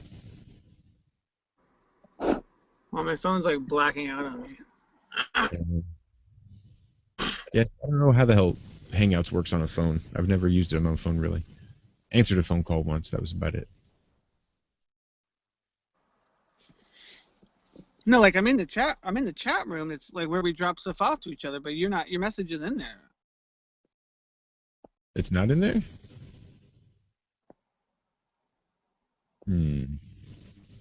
Yeah, James has been calling me.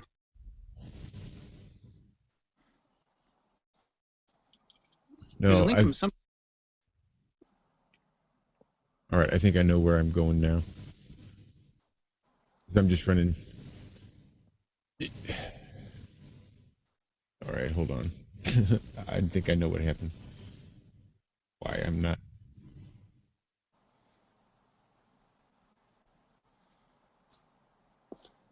Do you know what James is doing out there? I thought he called in here.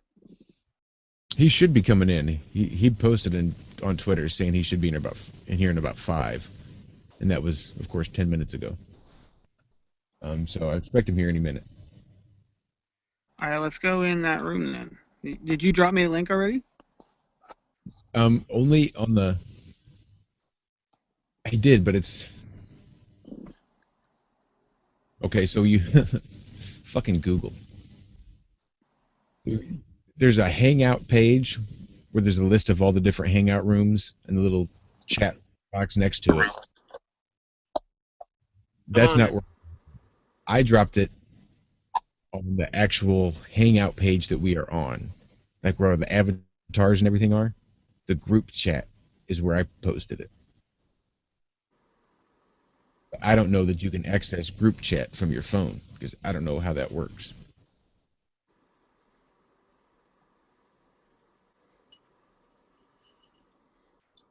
All right, so put it in Twitter then, right? This still work. Yeah, might as well. I don't know how in the hell. I don't know where it is. What do you mean it's in the other thing? Yeah, if you were on a desktop, you'd be able to see. There's a whole bunch of controls that you don't have access to on your phone that are in a Hangout. I mean, there's all sorts of cool stuff you could do if you wanted.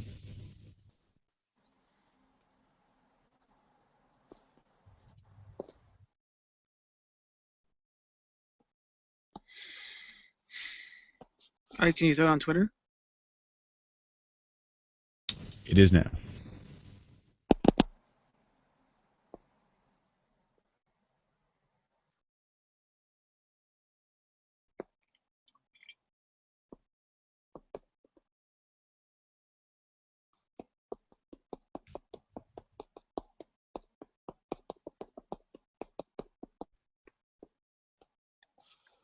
Make sure that's even the right one.